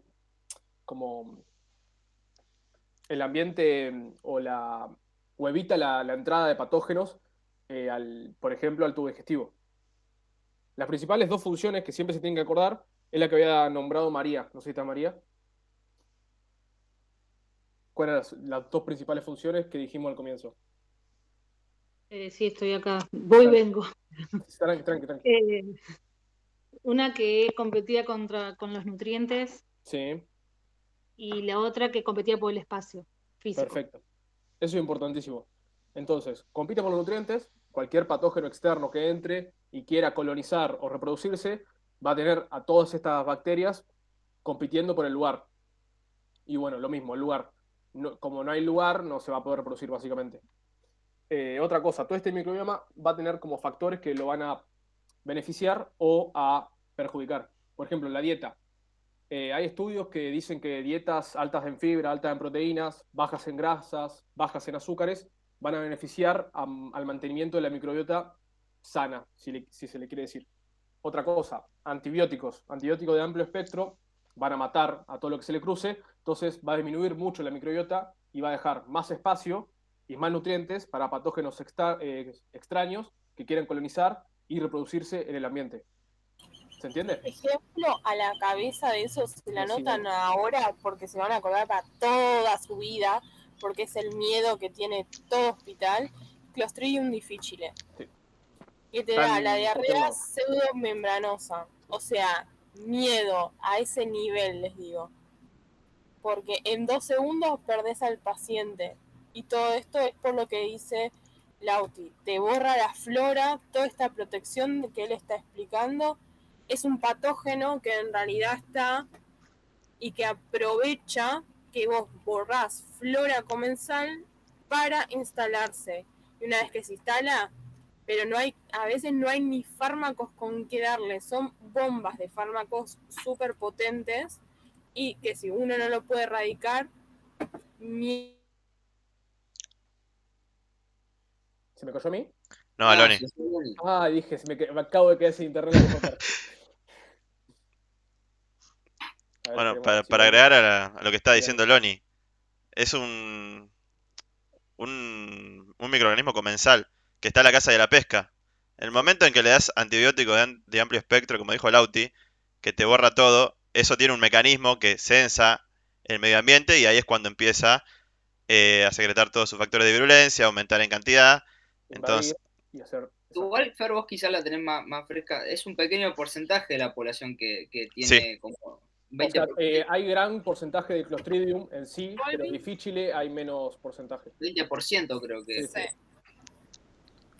Dijiste bomba y se te cortó, Loni. Sí, perdón, se me explotó a mí la Explotó. bomba.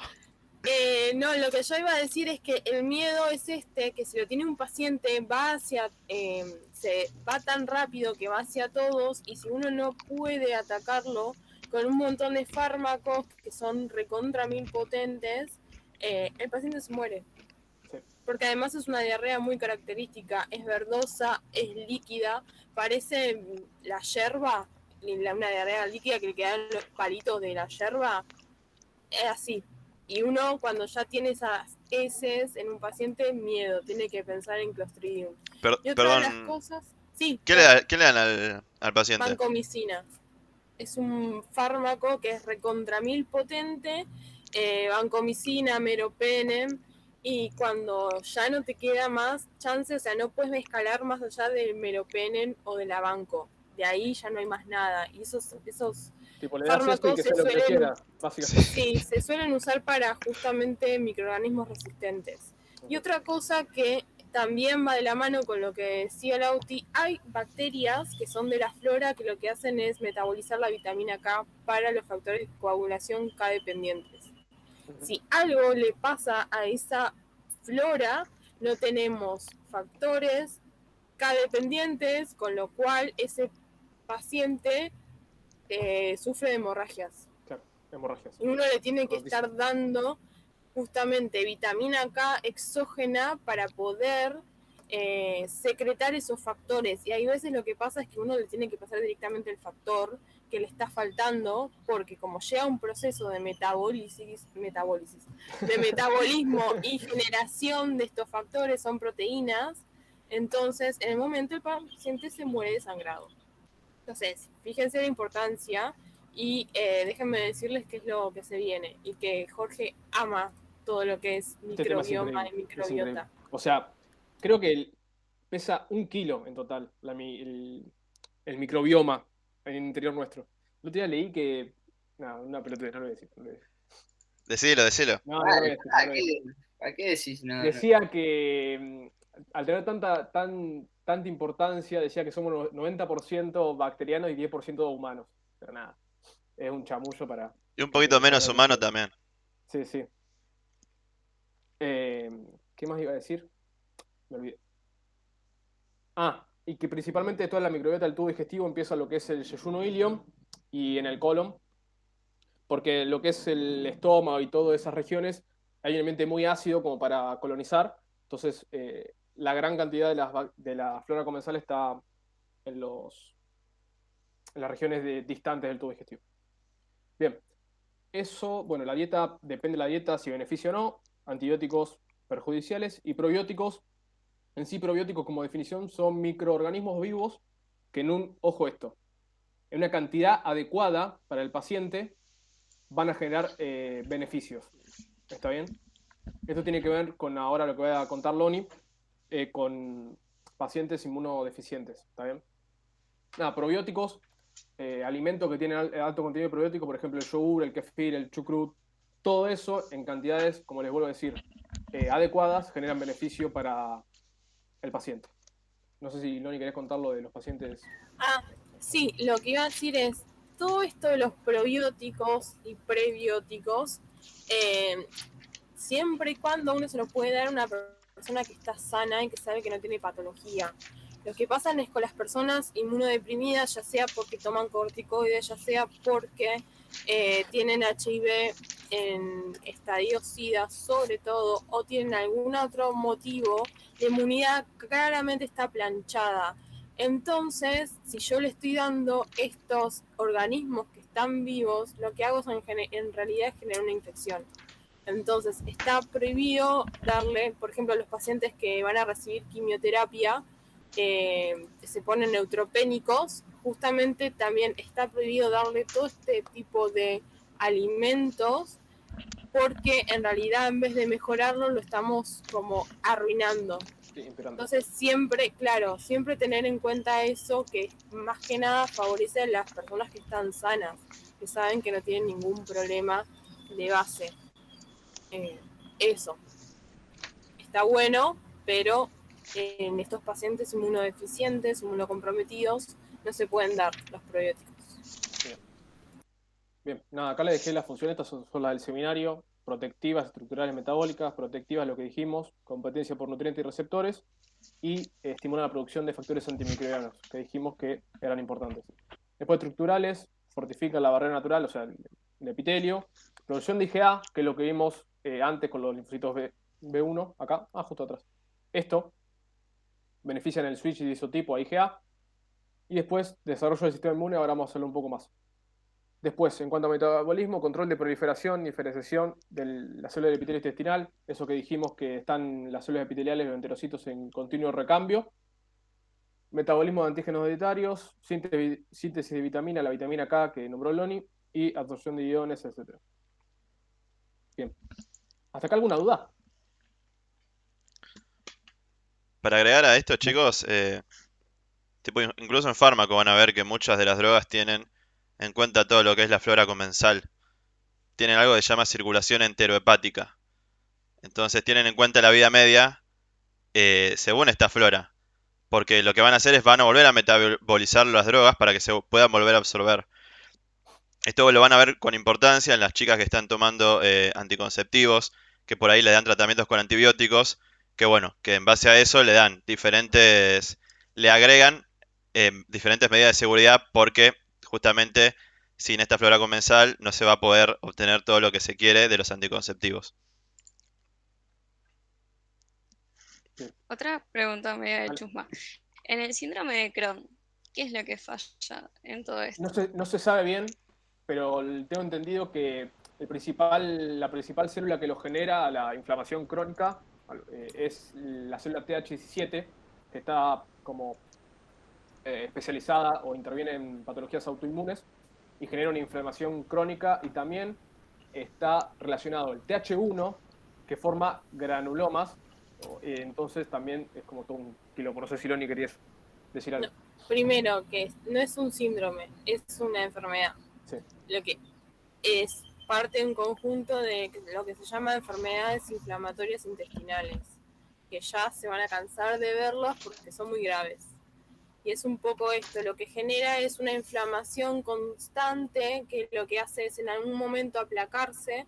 Entonces ese tejido se cura, entre comillas, se cura con fibrosis, vuelve a agarrar el brote, si es una persona que está maltratada o no tratada, el tejido vuelve a dañarse por toda esta inmunidad, y cada vez que se repara con fibrosis. Entonces, por ejemplo, más que nada agarra tubo digestivo, y las primeras manifestaciones en general son intestino, pero Crohn tiene la capacidad o la posibilidad, no sé cómo decirlo bien, de que altera todo el tubo digestivo de manera parchada. Es decir, empieza el esófago y después un día agarra el epitelio anal y después agarra un intestino delgado y después, a diferencia de otra patología que va de la mano.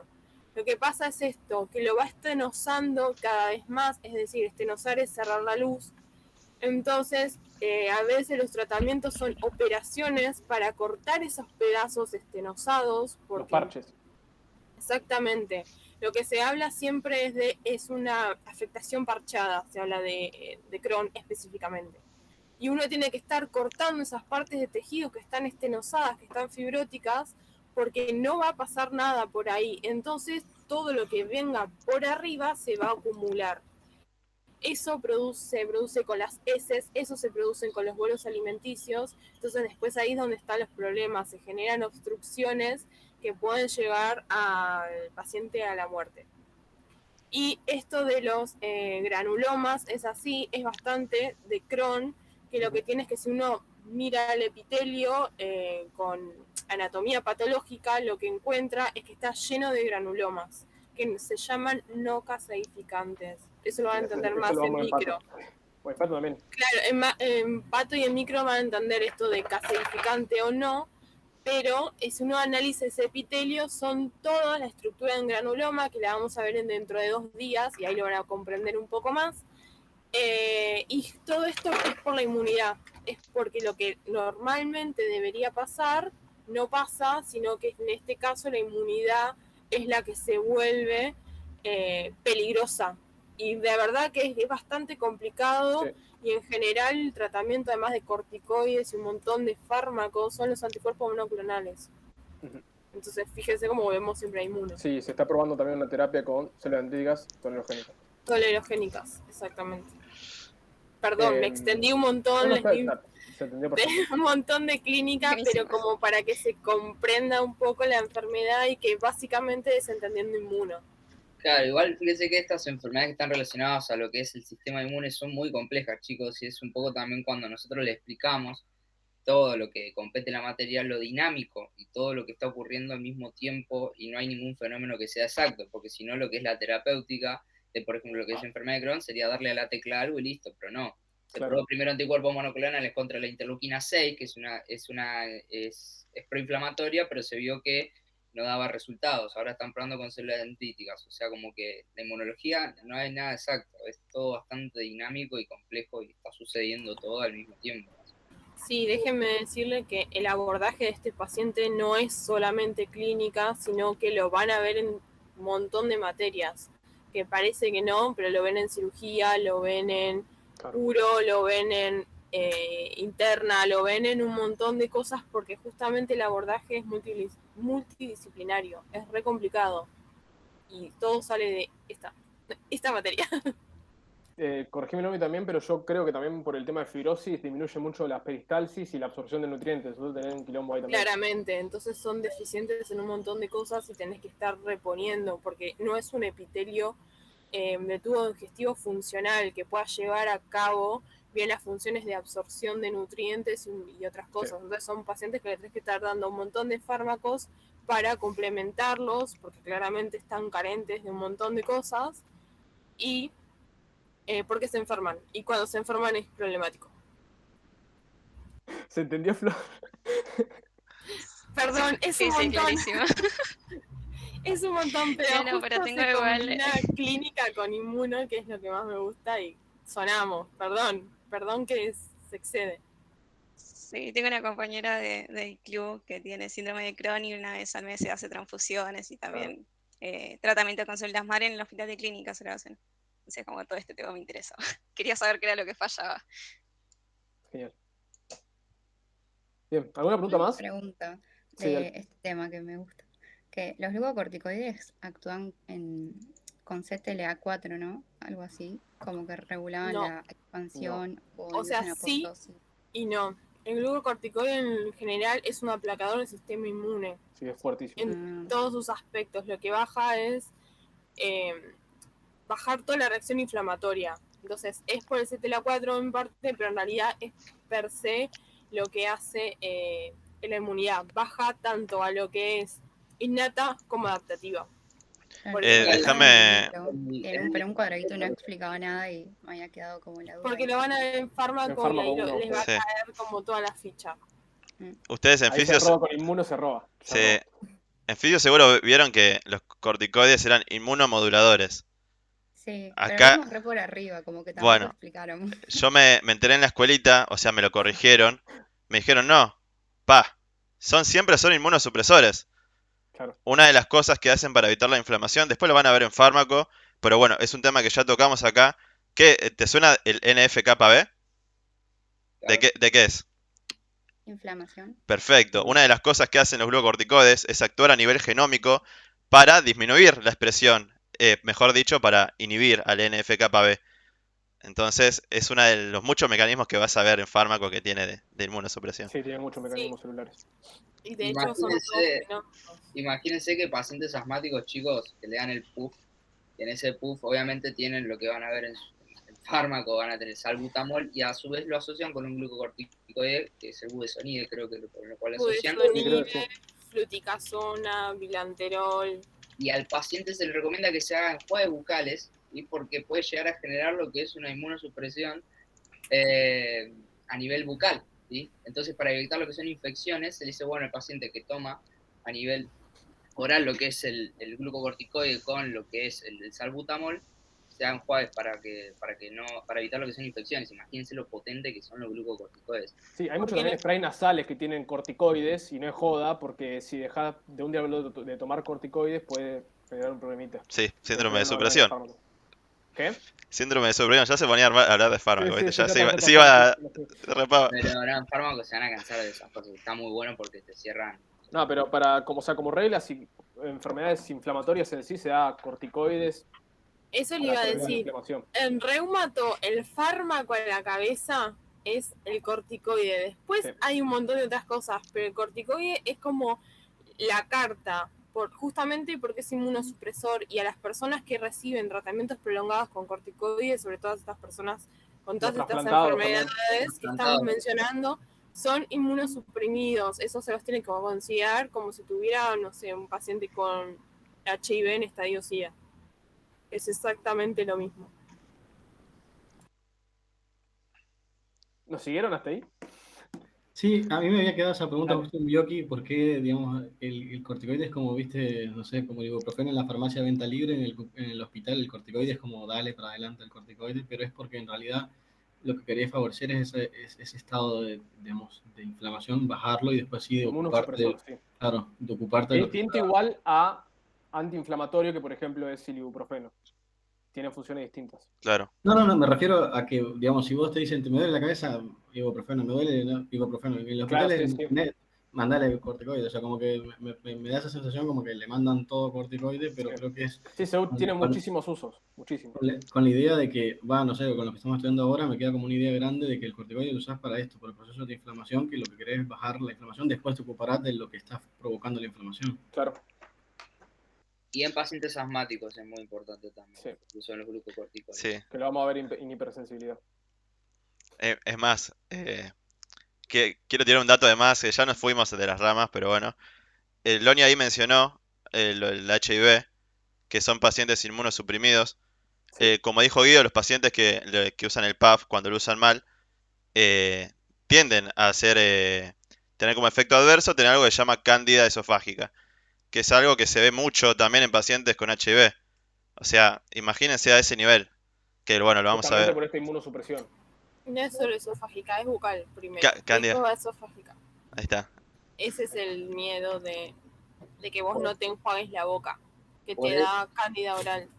¿Por qué? Porque también hay muchos microorganismos, cándida es un hongo específicamente, que son patógenos oportunistas, que generalmente en condiciones normales viven en lo que son en nuestro organismo, pero cuando nuestras defensas bajan, ahí empiezan a jodernos un poco la vida. Por eso es tan importante inmuno, chicos. Hay grandes chances que hayamos perdido todos, la verdad, no sé, porque nos fuimos por la rama. Pero todo esto sirve, o sea, lo van a volver a ver este año y va a servir. Roban, con inmuno roban. Sí. Bien, ¿seguimos? ¿O alguna pregunta más? Bueno, seguimos. Bien, volvimos a microbiota. Vimos esta función de preguntar para que vayamos desarrollo del sistema inmune. Y vamos a eso. Nada. Estos beneficios que se vio de la microbiota en sí a lo que es el sistema inmune se vio en comparación a estudios que se hizo en ratones de cómo criarlos en un ambiente, se llama, o sea, sin que no tengan microbiota básicamente. Entonces se veía qué tenían bajo o qué no producían. Entonces, por contraposición, lo que le falta es lo que le da ese beneficio. No sé si me entendieron. O sea, ¿Lo puedes volver a repetir? Sí. Si nosotros tenemos ratones sin microbiota, los analizamos y vemos que no tiene, esto quiere decir que con la presencia de microbiota beneficia a eso que no tiene el ratón sin microbiota. ¿Se entiende? No importa, igual es un dato de dónde se generó todos estos datos. Bien, en relación a los linfocitos T, estimula la producción de TH17, estimula la funcionalidad de T-Rex, aumenta la cantidad de CD4 y CD8 y aumenta también la cantidad de T gamma delta, que vimos que su función era reconocer células en sí dañadas o estresadas. ¿Está bien? Después el linfocito B ya lo vimos, IgA. En el epitelio estimula mucho lo que es la secreción de TSLP. Y después en la de célula NK aumenta su función de citotoxicidad y la producción de citoquina. Quedó esto, estos son más que nada datos, pero nada de eso. Ahora, algo importante que viene ahora es ¿cómo piensan ustedes que no se genera una respuesta inflamatoria a los microorganismos de la flora comensal? Por la polaridad celular ¿Polaridad celular de qué? de los enterocitos que tenían polaridad funcional, o sea, solo reaccionaban cuando los estímulos venían de la superficie vasolateral y también la ubicación de los receptores, como los toll-like, que están ubicados en el vaso lateral más que en el apical. Perfecto. Es básicamente eso. Y otras funciones ahora les muestro. Bien. Expresión de los toll, además de que está polarizada, está regulada por citoquinas proinflamatorias. Entonces, ante un ambiente de proinflamatorio, también va a aumentar la expresión de estos receptores. Ahora, como dijo Ornella, la expresión va a estar polarizada. Principalmente el 4 y el 5 van a estar en las superficies vasolaterales. Pero esto no quiere decir que no haya en la región apical. Hay, pero en mucha menos cantidad. ¿Está bien? Y en cuanto a la funcionalidad polarizada, porque acá dijimos expresión, se vio que TOL9, que se encuentra en los endosomas, solo reacciona o se activa bien, ¿cómo decirlo? Al completo cuando su ligando viene de la cara vasolateral. Ahora, si viene de la región apical, no se activa. Otra función que se vio es que la flora comensal inhibía lo que es la degradación de este, no sé cómo decirlo, cofactor, que es el I-kappa-beta, que lo que genera en un ambiente inflamatorio, esta degradación es permitir que el NF-kappa-beta se dirija a los genes y actúe para la secreción de citoquinas proinflamatorias. Entonces lo inhibe de esa forma. No se degrada esto no se traspasa y no hay citoquinas proinflamatorias. ¿Se entendió? Sí. Genial. ¿Algo que quieran decir, Loni, Guido, Fer? No, que es No, un... Dale, Guido. No, que agregar un datito que también viste que ahí les puso el Auti que la expresión de los TOL está regulada por citoquinas, en este caso proinflamatorias, pero también hay, se sabe que la interleuquina 4 y la 13, corregime el Auti, creo que la interleuquina 4 y 13 que básicamente no van a disminuir lo que es la expresión de los TOL, ¿sí? Tenemos tanto inflamatorias como antiinflamatorias. A los dos lados, eso. Dato que quizás pueda aparecer en algún choice, ¿sí? Anótensela la 4 y la 13. Después se la anoto antes de pasárselo. Bien. ¿Vos, Fer, no ibas a decir algo? ¿No? Avanti. Ok. Bien, con todo lo que vimos hasta ahora, vamos a como hablar en sí, como a darle un cierre a toda esta clase para hablar de dos ambientes o dos contextos en lo que es las mucosas. Un ambiente homeostático o tolerogénico y un ambiente ante una infección o algún daño que se genere en el epitelio. Entonces vamos a ver qué células intervienen, cuáles no y por qué se genera este ambiente tolerogénico. Bien. Vamos a empezar primero con el ambiente homeostático o tolerogénico. Vimos que por la exposición de la flora comensal, los enterocitos van a secretar lo que es TSLP. El TSLP vimos, síganme con esta conexión, vimos que diferencia a las células dendríticas a un ambiente o a un perfil tolerogénico. Estas células dendríticas tolerogénicas van a generar un ambiente, por secreción de citoquinas, antiinflamatorio. Por ejemplo, TGF-beta, interleuquina 10 y también ácido retinoico, como vimos antes. Y esto va a generar la inhibición de T efectores de un tipo específico y la estimulación de T regulatorios inducibles que pueden ser FOXP3 negativos o positivos. También el TSLP, como dijimos, y en la célula dendrítica tolerogénica, aumenta la enzima IDO, que esto metabolizaba lo que es el triptofano, y como dijimos, esto era esencial para los linfocitos T. Y además también, lo que dijimos al comienzo de la célula dendrítica, los linfocitos, células linfoides innatas, la de tipo 3, también dependía de este metabolito, que era la quirunenina, que nada, acá también se conecta. Acá también entraría lo que es la célula linfoide innata de tipo 3. Bien, y todo esto genera un ambiente tolerogénico o antiinflamatorio, donde van a predominar lo que es las células linfoides innata de tipo 3, que su principal función es con la interleuquina 22 para aumentar lo que es la integridad del epitelio, las Treg, el TH2, porque fíjense que TSLP estimulaba lo que es TH2, y el TCD8, los principales son, como dijimos, los que generaban las citoquinas antiinflamatorias. ¿Está bien? Y en cambio, las células que no van a tener funciones acá, que no queremos que tengan funciones, son TH17 y TH1, porque van a secretar citoquinas proinflamatorias, y el TCD8, los citotóxicos convencionales en sí. ¿Quedó claro todo esto? Espero que sí. No sé si no me responden, si no, no sé. Una pregunta, ¿los Sí. TCD8 alfa-alfa serían? Claro. Genial. Los TCD8, TCR, alfa-beta, CD8, alfa-alfa. Esto, chicos, ¿Marco? lo de la balancita que hacemos entre condiciones homeostáticas, qué es lo que queremos y lo que no queremos, es un tema muy preguntado a la hora del oral, así que si no lo entienden, por favor. Yo no lo entendí. O sea, ¿qué es lo que está a la izquierda y qué es lo que está a la derecha? ¿Cómo? En la balancita. Esto, lo que está a la izquierda, es lo que básicamente va a prevalecer y es lo que va a generar un ambiente en sí antiinflamatorio y no dañino para las células, manteniendo la integridad del epitelio.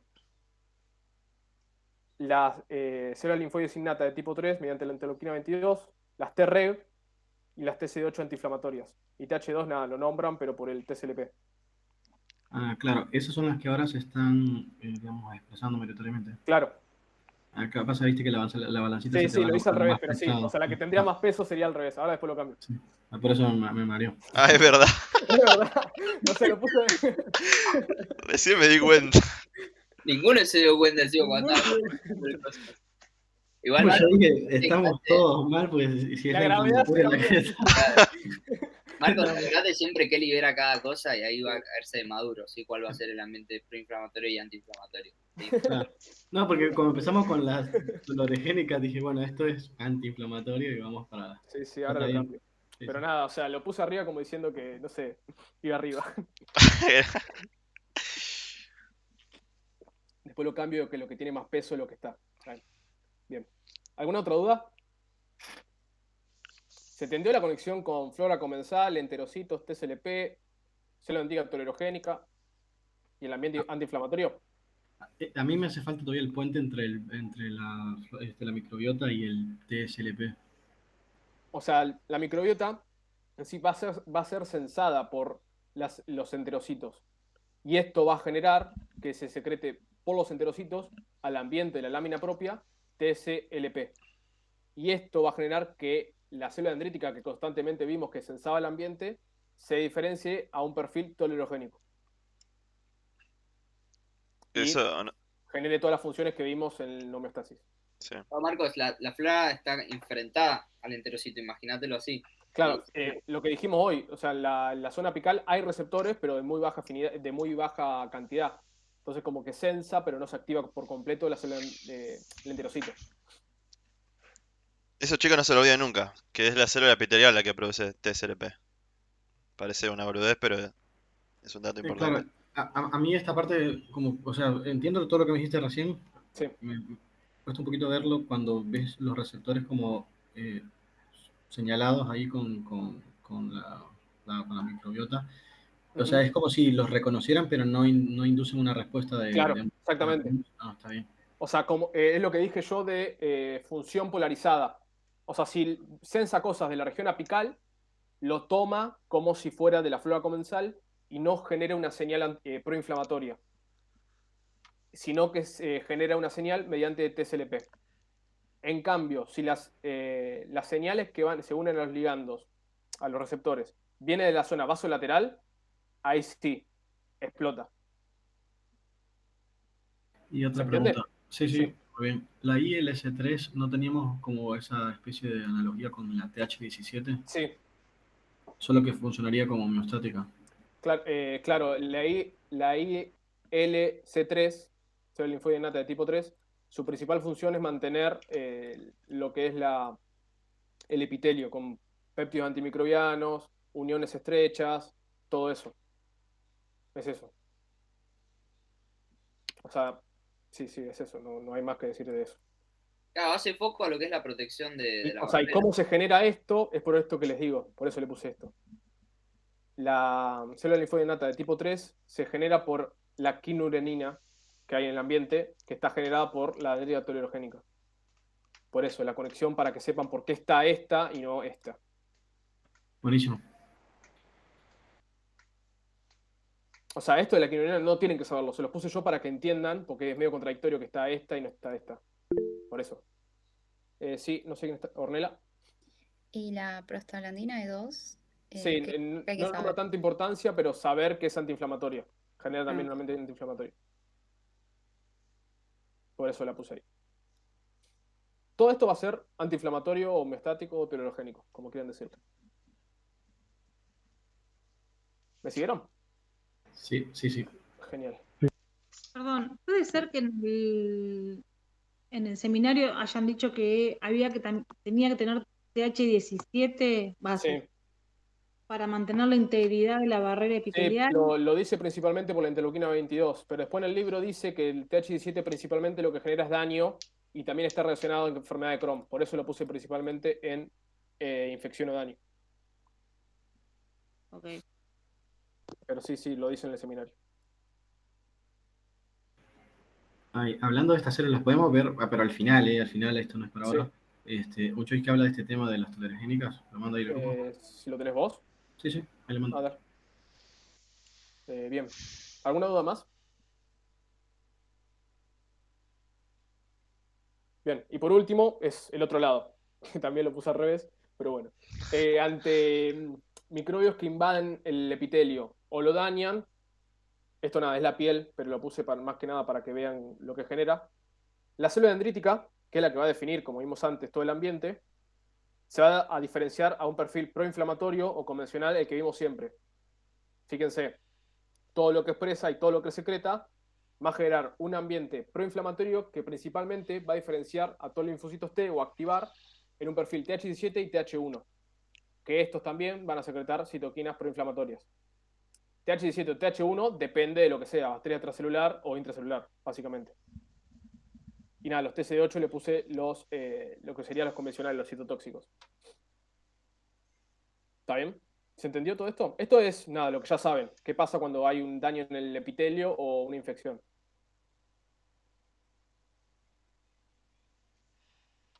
¿Se entendió? Todo va a depender de lo que sense la dendrítica que le va a enviar el endotelio que va a recibir de la luz del tubo digestivo. Voy a ver si consigo a alguien que te pase a buscar, si no, te paso a buscar yo ahora. No sé si me siguieron todo. ¿Alguna duda?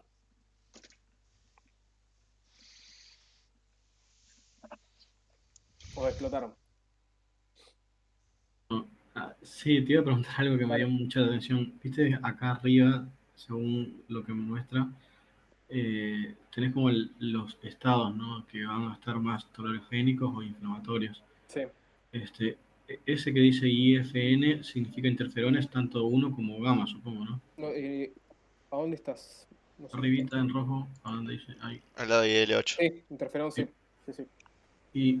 Y después el TSLP puede estar en ambos. Sí, no, eso puede ser que tenga un error. Es una imagen que saqué básicamente de internet, así que puede ser que tenga un error. Está bien. Es solo para que vean lo homeostático, el celestito, todo bien, y el rojo que explota la dendrítica. Claro. No hay muchas imágenes de esto, la verdad. No, igual está buenísimo porque te muestra Sí. como los dos caminos que puede ir. Por eso. Sí. O sea, todo depende de la dendrítica, lo que sientes en el ambiente. Y ahí desencadena todo. Por eso dijimos lo del puente de la dendrítica que conecta. Bien.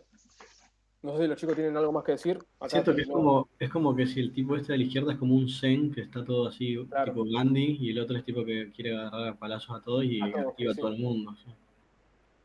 Pero bueno, eso. Dejo de grabar. Dale.